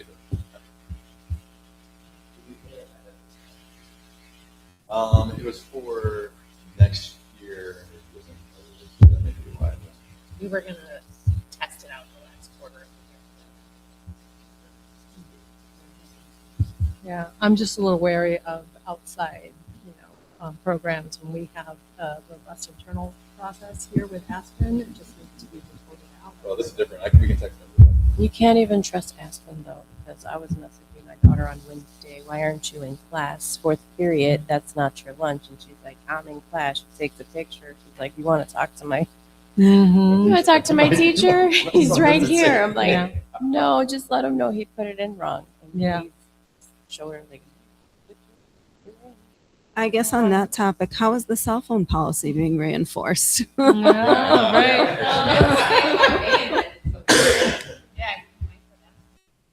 Yeah, but Some I feel like teachers it's not allow being it. enforced for sure. There's been a break. Is that it for PPLC and PPC? All right. We have no students here with us, so we're going to skip that. Budget, I got presented with some items, so we'll review them if you guys don't mind. This is fresh to me, so just some budget transfers. Nothing over $10,000, so I think I can just sign this, right? I have a rec form for the prom. It was held at the Radisson Blu Hotel. Approved. Anything here need to be approved by the OC? Okay. And then I just need to sign away, guys. I think I'm fine. The big thing I've actually done. Oh, So if you don't do that, we don't have that. I can't start charging. Right? And this was really helpful in the process. We approved it in the last meeting. Not in our June agenda.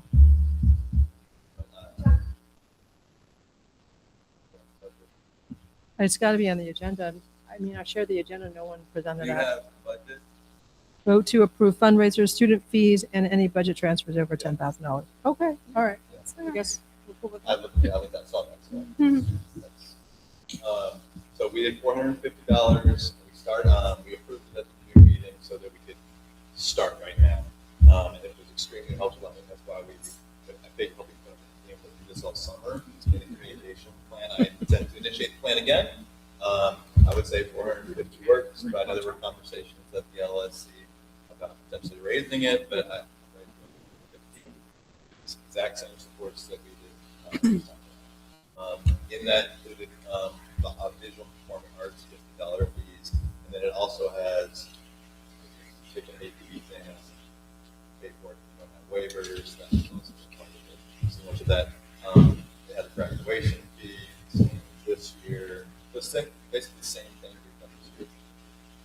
So Can we just make sure that if like the reading charge $50 for arts fee, that includes the teacher there, and they get felt like it'd be $60. you get a refund back. Is there a second motion on the student fees? I just have a question. Yeah. Has there been discussion about raising the student fees? We did a little bit of Yeah. That would be- that may be the- collect them.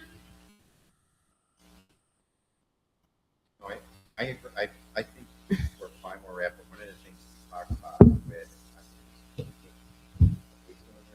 about letting parents know what that goes. Well, Because a lot of people are like, I pay taxes, they cover, there's a flyer that goes out But I don't- every year. I mean, it's there. If it is, I've never. Yeah, seen it's the same flyer every year. It goes out. It says, here's the breakdown. Here's what things go to. So, I mean, maybe we just attach that more. Or like when you say, or like when you were getting your emails about, hey, can you, did they say what that money goes to? Did that? I'm curious. Maybe that's something we can add too. Like, yeah, you have to do your fee, but by the way, you know what goes to this? Like, every week or month or whatever it is, that add something else to it. Like, this is what it does. This is how it's. I mean, we have Department of Resources, printing, student handbook, translation services, consumable textbooks, But I feel like if you personnel. line those out with how much each of those. I actually think, Dr. Steinmiller, we talked about this. Like, this is actually an opportunity today or tomorrow or within the next week to put together a letter.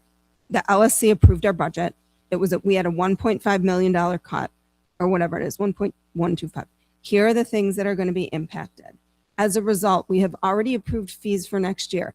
Here's what your fees go to. It is crucial that we get this money because this money supports all of our money from CPS goes towards positions. We have no excess funds. This is why fundraising is important, and this is why paying your school fees are important. This is the time to capitalize on it. But bullets, not a lot of. No, it's bullets. That's all it was, is bullets.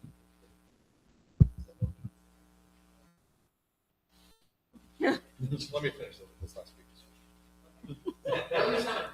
This is where AI is very helpful. But we already had a thing. I just need to, but let's focus on it. So And we then the have, English teacher could- we have a motion for student fees. Any second? All those in favor of student fees? It's 450 and the 50 and the other ones. All right, okay.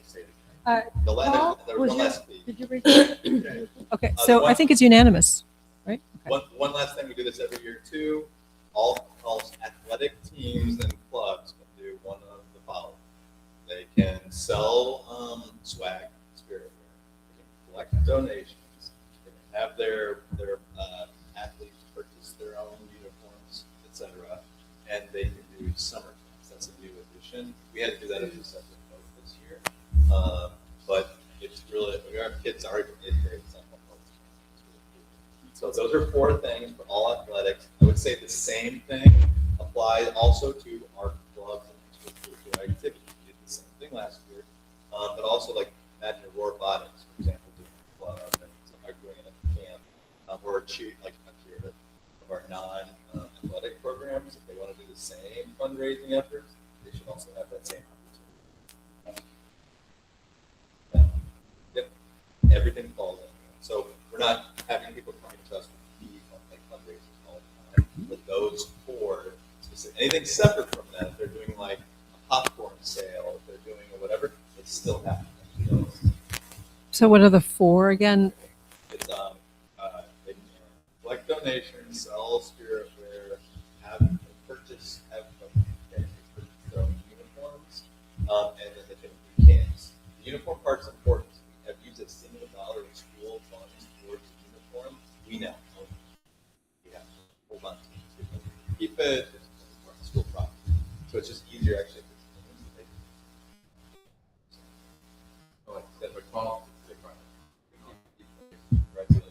So the jersey they would. All right, so do you want to do these individually for the athletics Let's do athletics and extracurricular clubs? Okay, all those in are sorry. Did you So moved. motion?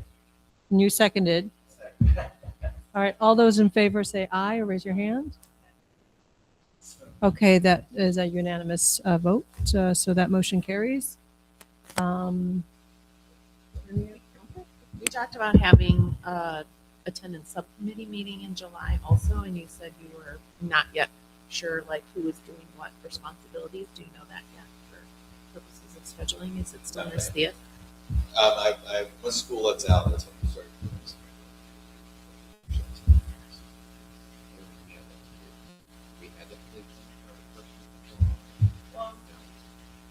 Hopefully we'll know before the meeting schedule.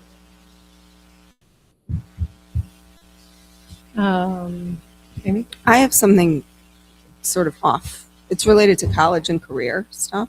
Is that okay?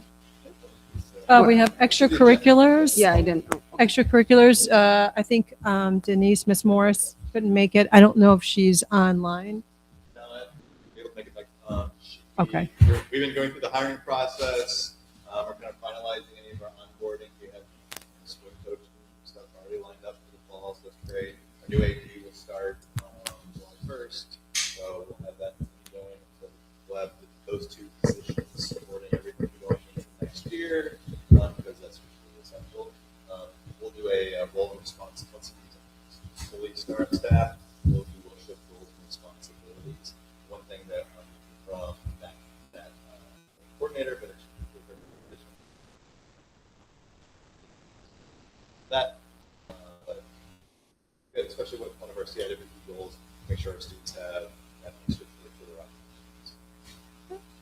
don't have a ton of things. That's the base of all. They'll still have people. Yeah. And also off-campus privileges. Yeah. Yeah, I don't know, understand that. Amy, do you want to give? I was just wondering if regarding the college and career, I know that there's an Instagram page that kids do their LPHS decisions. Is that something that could be handled maybe internally by the yearbook committee or something? Because it seems that's something, one, that I think parents look at, other kids look at. I think it's great for kids who want to see, oh, someone from Lincoln Park last year is at this school. Can I reach out to them? Or I knew them. Like, I think that there's a missed opportunity here. Kids are using social media, and it's free advertising for the school because it's like, hey, look at how great our kids are.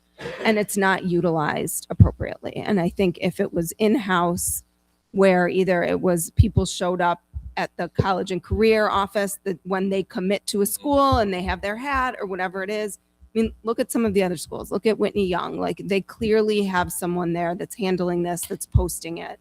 And I think it's a really important aspect of our school. Internship. Yeah, an internship. Let me look. We will have 2 sections of now journalism/yearbook. It's the interest. So obviously, our yearbook went from that really tiny thing to now like a robust book. But obviously, with the 2 sections, we should be able to expand some of the journalism component to it. So I mean, social media is a huge part of journalism right now. So I think we should really think about how we're using that. I'll talk to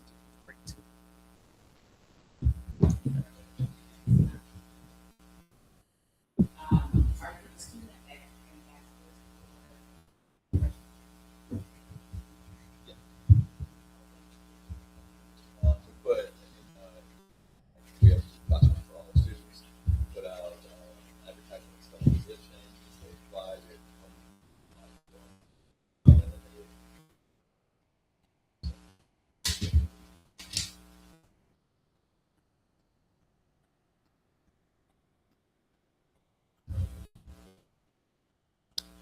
So I want to go back to the agenda. Attendance is, you guys mentioned attendance, facilities. Do we have anything with facilities? No, a parking lot will, once school lets out, so they're starting next week. Last time I checked, it was like, So, yeah. We're getting 2 dumpsters, one for trash, the other is recycling, one for old paper, the Friends of is trade funding, or is paying all our razor, blue, or actually black, or something else down, which is great. We're still waiting to hear about a grant for innovations of the sound and lights, Mystic. Then once school lets out, it's what next week will be just kind of finalizing something. But the second weekend is building is. Do you have any volunteers for the cleaning? Oh, it's Painting? our custodians. We try to be a host. Are you looking for volunteers, Veronica? No. No. She's like, We have a strategy. So our strategy is to be the host training site for custodians for the rest of the schools. So they come to us, yes, and we get more done at the front end. That's why the main building is just closed, because they're just working on it. And then we do it once the freshman connection, our line connection is all done in the freshman building. Then they do that last at the very end. Athletic director position, admin position, where he starts working over the summer. Oh, it's 52 weeks. Oh, Yeah.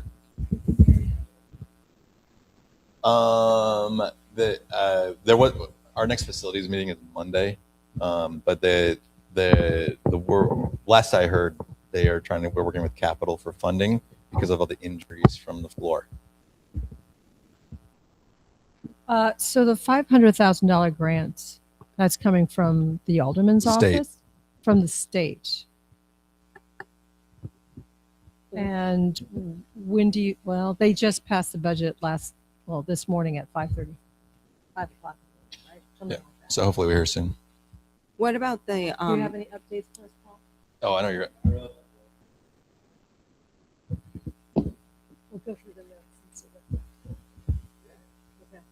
What about the money in the announcement? If I don't know if people are on the alderman's newsletter, but if you've been paying attention to what's happening in the neighborhood, Parker has asked for buildings that were previously privately owned. Parker bought them, and they're asking to be able to convert those into part of the school for an additional, I don't know how many students. And it looks like part of that negotiation, Little Lincoln and Big Lincoln were given or will be given $500,000 of principal discretion money over the course of 3 years. Is it? Yeah, all I've seen is So- the report, and then I didn't know it was going to be that much money. It did say 500, right? I believe. Yeah. So I don't know what those details look like yet. What I anticipate will happen, just because the alderman did reach out about, hey, there's going to be some money coming in. How does this get organized? Then most likely it'll actually go directly to the Friends of Lincoln Park High School, just because then we can get more for our bang, for our buck, to be able to do like things that we specifically need. So for example, if that grant for the lights and this falls short, then we can allocate funds to like make it work. Or if we have like some emergency things, or eventually, and we have smart boards in every single room now, but at some point we're gonna have to start supporting. So, but it seems to be an open discretionary use of funds. But I don't know, I didn't know the amount or have any details. I just knew that some funds would be coming to us and it would go through the Friends of. We got an email from someone in the community that said it was like $15,000 and felt that it was inappropriate of us to receive those funds, thinking it as sort of like, I don't know, hush money of some sort or a way to kind of extort community support. I'll take $500,000.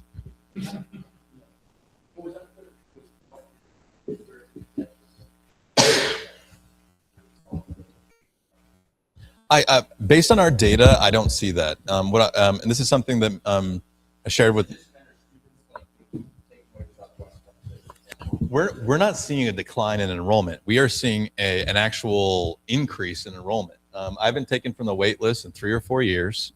What we're seeing, the percentage of students who are in our in our general neighborhood area has gone from like 30-something%, I think 6 years. We looked at this, Ms. Semnick was on the LSC at the time, and we looked at like, the percentage was relatively low of like neighborhood to now we're at 50 to 63% range. They're in our like either 8 of the feeder schools or like some are right here that now where it would be a couple of students coming, now they're sending like almost all their graduates. Like we are really seeing just a pump of kids coming in from like right around our area, which is a positive. I don't necessarily see, I don't know what that expansion will do, but I don't know if it's the lived experiences that our students want here is very specific. Like when we do our open house, it's about what it means to be a Lion at Lincoln Park, and people want to be here, they're coming here. I don't see it having any negative effect. If it means that, let's say, even I think there's people who live in our general area are coming here because they can come here. I can see where people would go to like a private school if they maybe didn't have what they felt was a viable option for them. We are a viable option.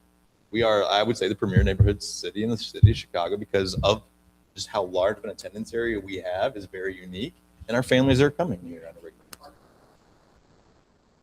basis.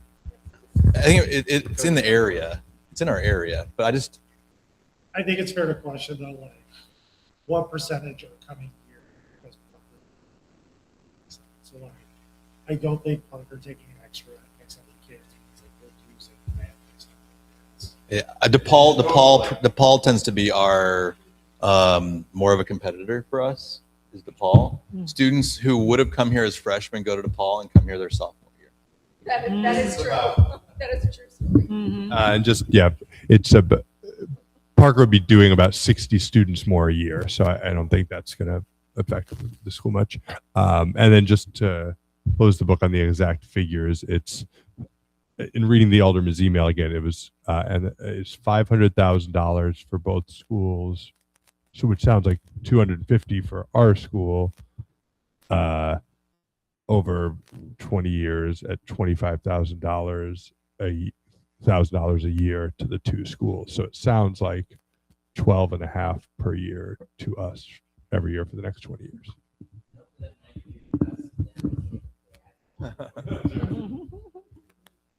But I'm meeting with Little Lincoln's principal tomorrow. We're discussing these things too. We already had a date set to kind of strategize around some of the things. And again, I don't know the impact that's having on them. And that's where I could see, does that have an impact on us? But we also have a wait list of about 3,000 or 4,000 students. So I'm not, we usually do. Yeah, we don't even take from them. But that's for our program. Between our IB diploma program and our advanced college prep, and our visual and performing art, I mean, we just have a big list.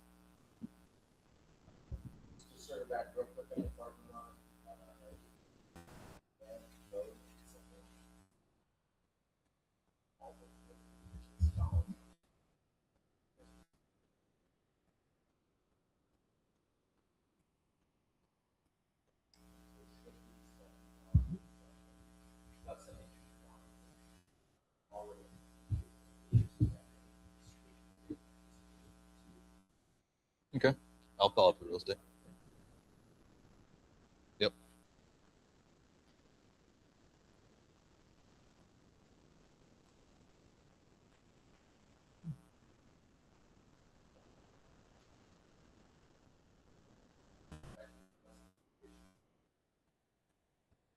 Yeah, we weren't the only one that apparently got messed over.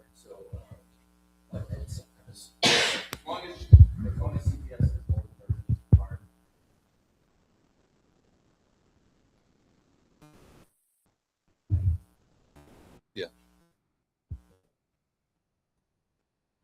Okay. Yeah. I would also like to add, and this goes to the Friends of, I need to have a update on budgets from Friends of, because we had requested Rapid Valet to.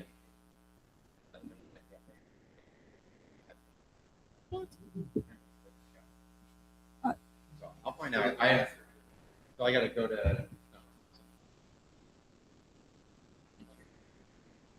Well, so it became known to me that Friends of should be reporting their budgets to the budget committee on the LSC, because we need to review how the Friends of is distributing funds and how they're collecting and distributing funds. Let's put it that way, because they're essentially a fundraising arm of the school, and so since they're doing it in support of the school, we kind of need to have oversight. So maybe we can communicate that at the next Friends of meeting, and maybe they can share whatever they have on file with us. Because they share their stuff publicly in their meetings. We can just have that become a part of the report. So that makes sense. Cool. All right. When I go to their meetings, they report out all those figures, so it just can be reported at the LLC meeting. Is that right? All right. I think, all right. So that goes through all of the committees. We are now going to open it up again for public comment. Does anybody want to present to the LSC for any comments? Oh, we have a raised hand. I'm looking. Sounded like one. Let's see. First, anyone here that's present? No? Let's see, Avina. Vina, we are going to give you 2 minutes. If you can just state your name, and then you can begin.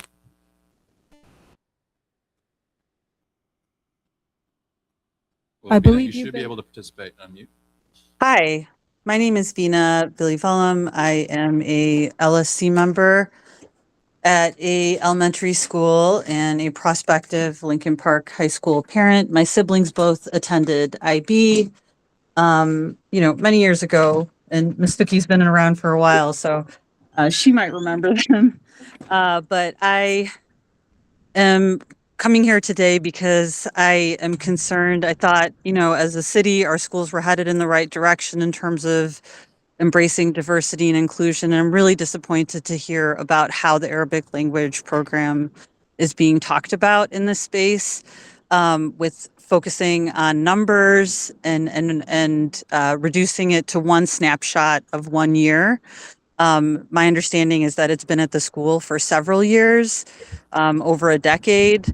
And the way that, you know, the thought and intentionality with which a program is initiated and brought to a school should have, there should be the same level of thoughtfulness and intentionality when you're trying to take a program out of the school.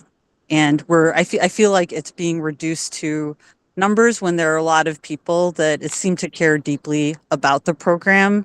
And I applaud LSC members for asking critical questions. I do think that it's really critical for LSC members to think thoughtful questions.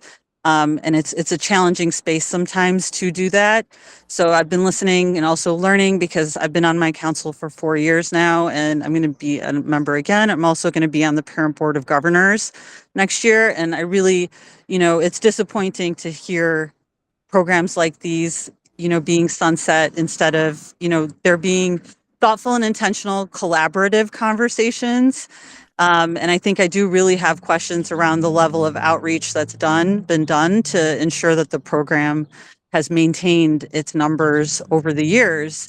Because I think it's easy to point to numbers, but then I think the more tangible anecdotal data is important to Vina, find out how much effort so has been sorry, made to Vina, retain students. we've exceeded our 2 minutes, Vina. So I'm going to have to, if you want to email me or email the LSC your full statement, we would definitely read and review that. Thank you very much for your time. Sure. Anyone else? Is there anyone else? I'll look for. Sorry. Yeah. I really appreciated hearing the discussion today and the thoughtful deliberations. You know, I've been to a lot of different LSC meetings, and I would say this is one of the more thoughtful, intentional discussions that I've heard around a lot of different things, including the budget. I want to start with Arabic just because the most recent comment reminded me of that. I understand this is like a budget constraint issue. You know, I'm a former dual language teacher, so I really appreciate the intention and the appreciation around language programs. I would say that the data that was presented, it's important to think about like student native language and how that might be reflected in especially the Mandarin numbers and comparing levels of proficiency. Just from what I've seen, maybe that is another part of the picture. But I do understand when you have limited resources, you have to make difficult decisions. What I wanted to also share about was about the district policy around diverse learner staffing to be reflective of the 20th day enrollment. That was presented to the board last year as like a fantastic budget solution that legally we're only obligated to provide these services starting at the 20th day. And it ignores the realities that you're dealing with right now around needing to make different decisions around classroom staffing and assignments for the first day. Because the district's saying, well, a lot of kids move and we don't want to like waste resources on students who may or may not be in the classroom on the 20th day. But I appreciate the discussion and you sharing some of the realities of what that looks like at the school level. And then the last piece I want to comment on is I understand it's challenging to vote on a budget when you don't know which specific staff positions are being cut. So I appreciate you sharing the context from why you can't share which specific staff positions are impacted. But you know, that's something that we have to learn to think about how we can improve our budgeting process so that when you're approving these items, you have a better picture of what the consequences will be. So thank you all. Thank you. Thanks for being here. Any other public comments? Dr. Macias. Okay, you have 2 minutes, Dr. Macias. Promote him.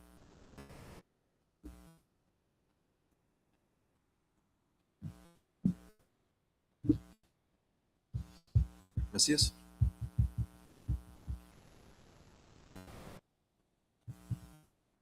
There.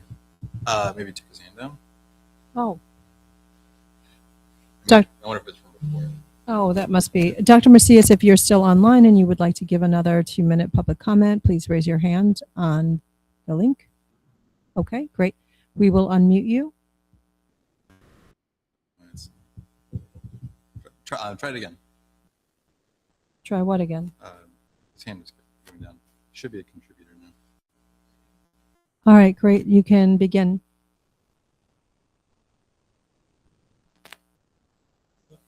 You might need it. Oh, Nina's still. There we go. I'm sorry, can you hear me? Yeah. Oh, okay. For some reason it didn't let me unmute. So yeah, I just wanted to briefly intervene again. So, you know, it's a little bit sad for me to see how these numbers are being used in this way against the program. I've always recognized that the numbers are not looking great for Arabic, but I think there is more to it than just the numbers. But let me clarify again. So these numbers that you have been shown are just for last year. Last year was a year in which Arabic 3 and 4 were combined in the same class. So this has had an impact on these numbers. I recognize it wasn't a bad year. It wasn't a good year, but this is one of the reasons why. The only HL student that took the exam apologized to me personally, and he said, Ustad, I didn't try, I just didn't finish it. That's why it's so bad.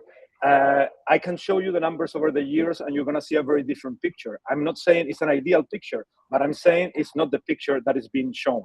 Also, like board representative Anisha Thotakura just said, the Mandarin numbers are looking good, but if you look into what the numbers really mean, more than half of the Mandarin students are native speakers, which is not the reality we have in Arabic. So, this is all just goes to say that I don't see why we have the need to show such a picture of Dr. Messias, thank you very much for your. You have 30 seconds. I will show you what the real numbers look like over the years under my tenure as soon as I have a minute to send you that information. Thank you. Thank you, Dr. Messias. Anyone else would like to provide public comment? Oh, Ms. Tukey, would you like to come to the podium?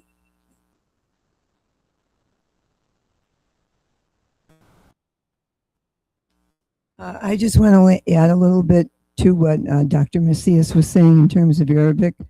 What many may not know is that it's modern standard Arabic that the students are doing in basically in the IB program.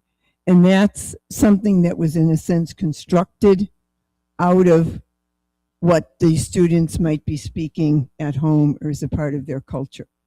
It's even for Arabic, we might consider native Arabic speakers, this basically is a bit different. And furthermore, we're in the United States. And again, there's a very different view to Arabic, and it's kind of new, even much newer than Mandarin might be. Arabic is spoken in many parts of the world, but not necessarily in parts of the world that are more directly tied to basically to the U.S. And so I mean, I just think that those kinds of things are interesting to think about. In other words, if a student grew up can maybe able to speak Arabic at home, modern standard Arabic is not that. It's different. So, so those kinds of issues also need to factor into it. So thank you.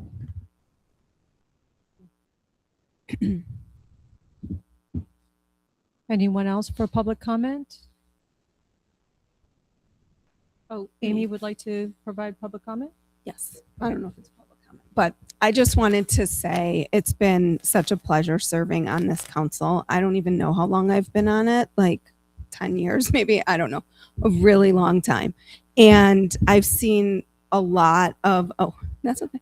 I've seen so many changes happen at the school. I think that the teachers here are incredible, and I feel so blessed to have gotten to know so many of them. And I'm so grateful to have had those many relationships over the years and to serve on a council with an administrator who is really dedicated to the school and with so many parents and community members who seriously invest their time, their thoughtfulness. This is not a group of people who just show up once a month and then go on their way.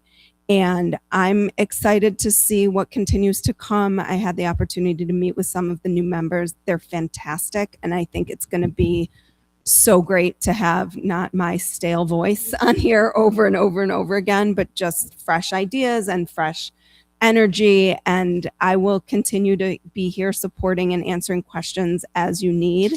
but I'm really honored to have worked beside all of you and everybody else who came before you.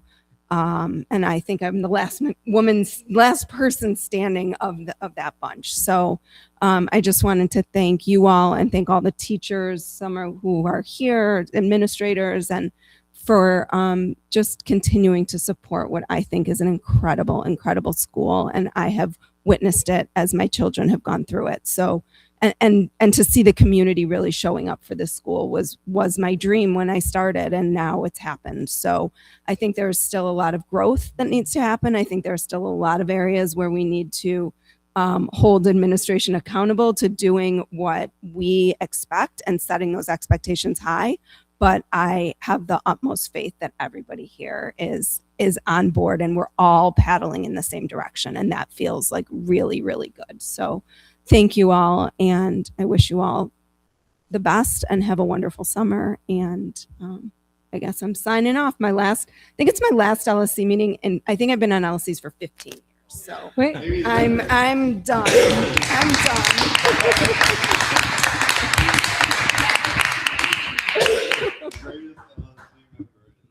I don't know about that. I don't know about So wait, that. we're not at the July meeting then? No, We're not. no.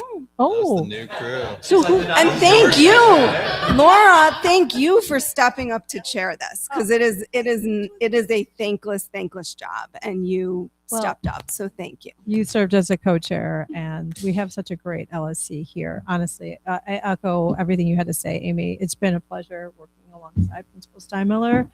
I learned so much. I mean, that's really why I decided to run for LSC, is to really learn the intricacies of budgeting, particularly in CPS. And I had a front row seat to all of that. And I think really it serves everybody here on the LSC has really been serving the school so well and really putting forth a lot of positive energy, but following through on some of our projects and initiatives. Jeff, I'm looking at you for the parking lot, and Zach as well. Ashley, you're taking over the budget committee. So Leslie with Friends of Paul, I know you're moving on to greener pastures as well. So not like you're going on to some, anyway. Don't forget the little people who are here and need your support at the local level, level. We want some more state funds, please. Yeah, no, not even grants. We need CPS to be funded more equitably, so please do that for us, Paul, when you go to, yeah. Yeah. Well, I also want to give a shout out to Mr. Crummer.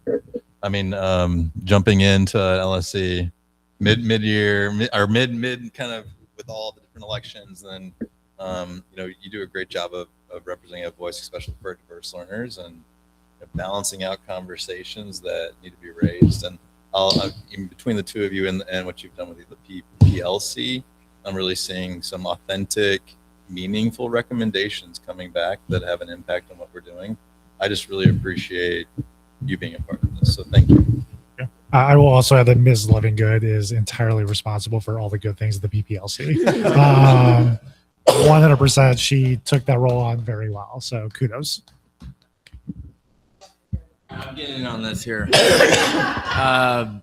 I just want to say thank you. It's been a pleasure to work with you guys, both the crew from last year and this year. I've had a weird experience of serving a range of LCs in a short period of time, from Wells Community Academy High School.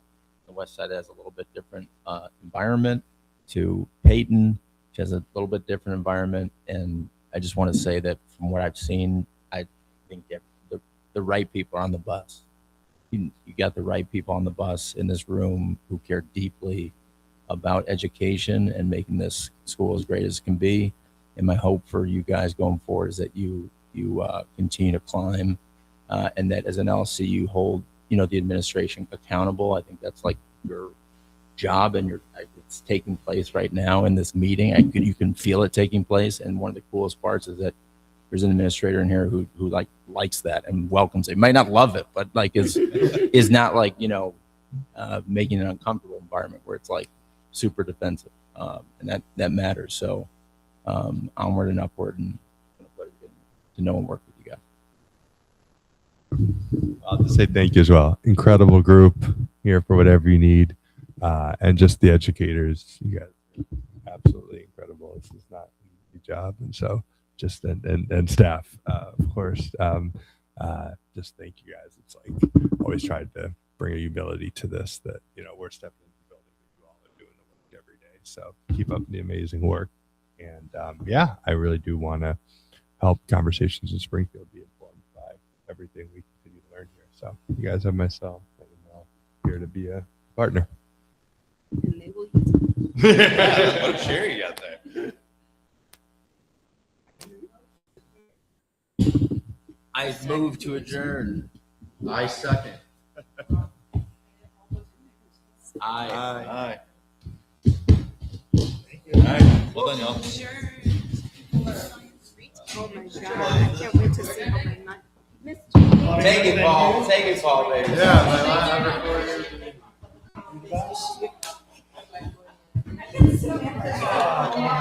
Come on, get over here. Come on.